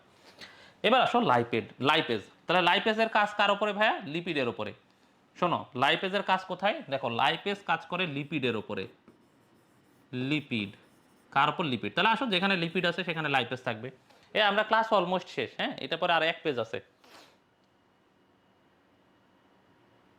ও আচ্ছা, প্র্যাকটিক্যালি মদ বানায় খেয়ে আবার মাতাল হয়ে দেখাইতে হবে? এত কিছু তো মুশকিল, ঠিক আছে? এক ক্লাসে কি হবে? এটার জন্য তো কয়েকটা ক্লাস লাগবে। তাহলে আসলে লাইপেজ কার ওপর কাজ করবে ভাই? লিপিডের ওপর। এটা লাস্ট মনে রাখো। তাহলে যেখানে লিপিড আছে, বলো দই, পনির, এগুলো তৈরি হয় কই থেকে? দুধ থেকে। দুধে সবচেয়ে বেশি কি থাকে? লিপিড বেশি থাকে, চর্বি থাকে না?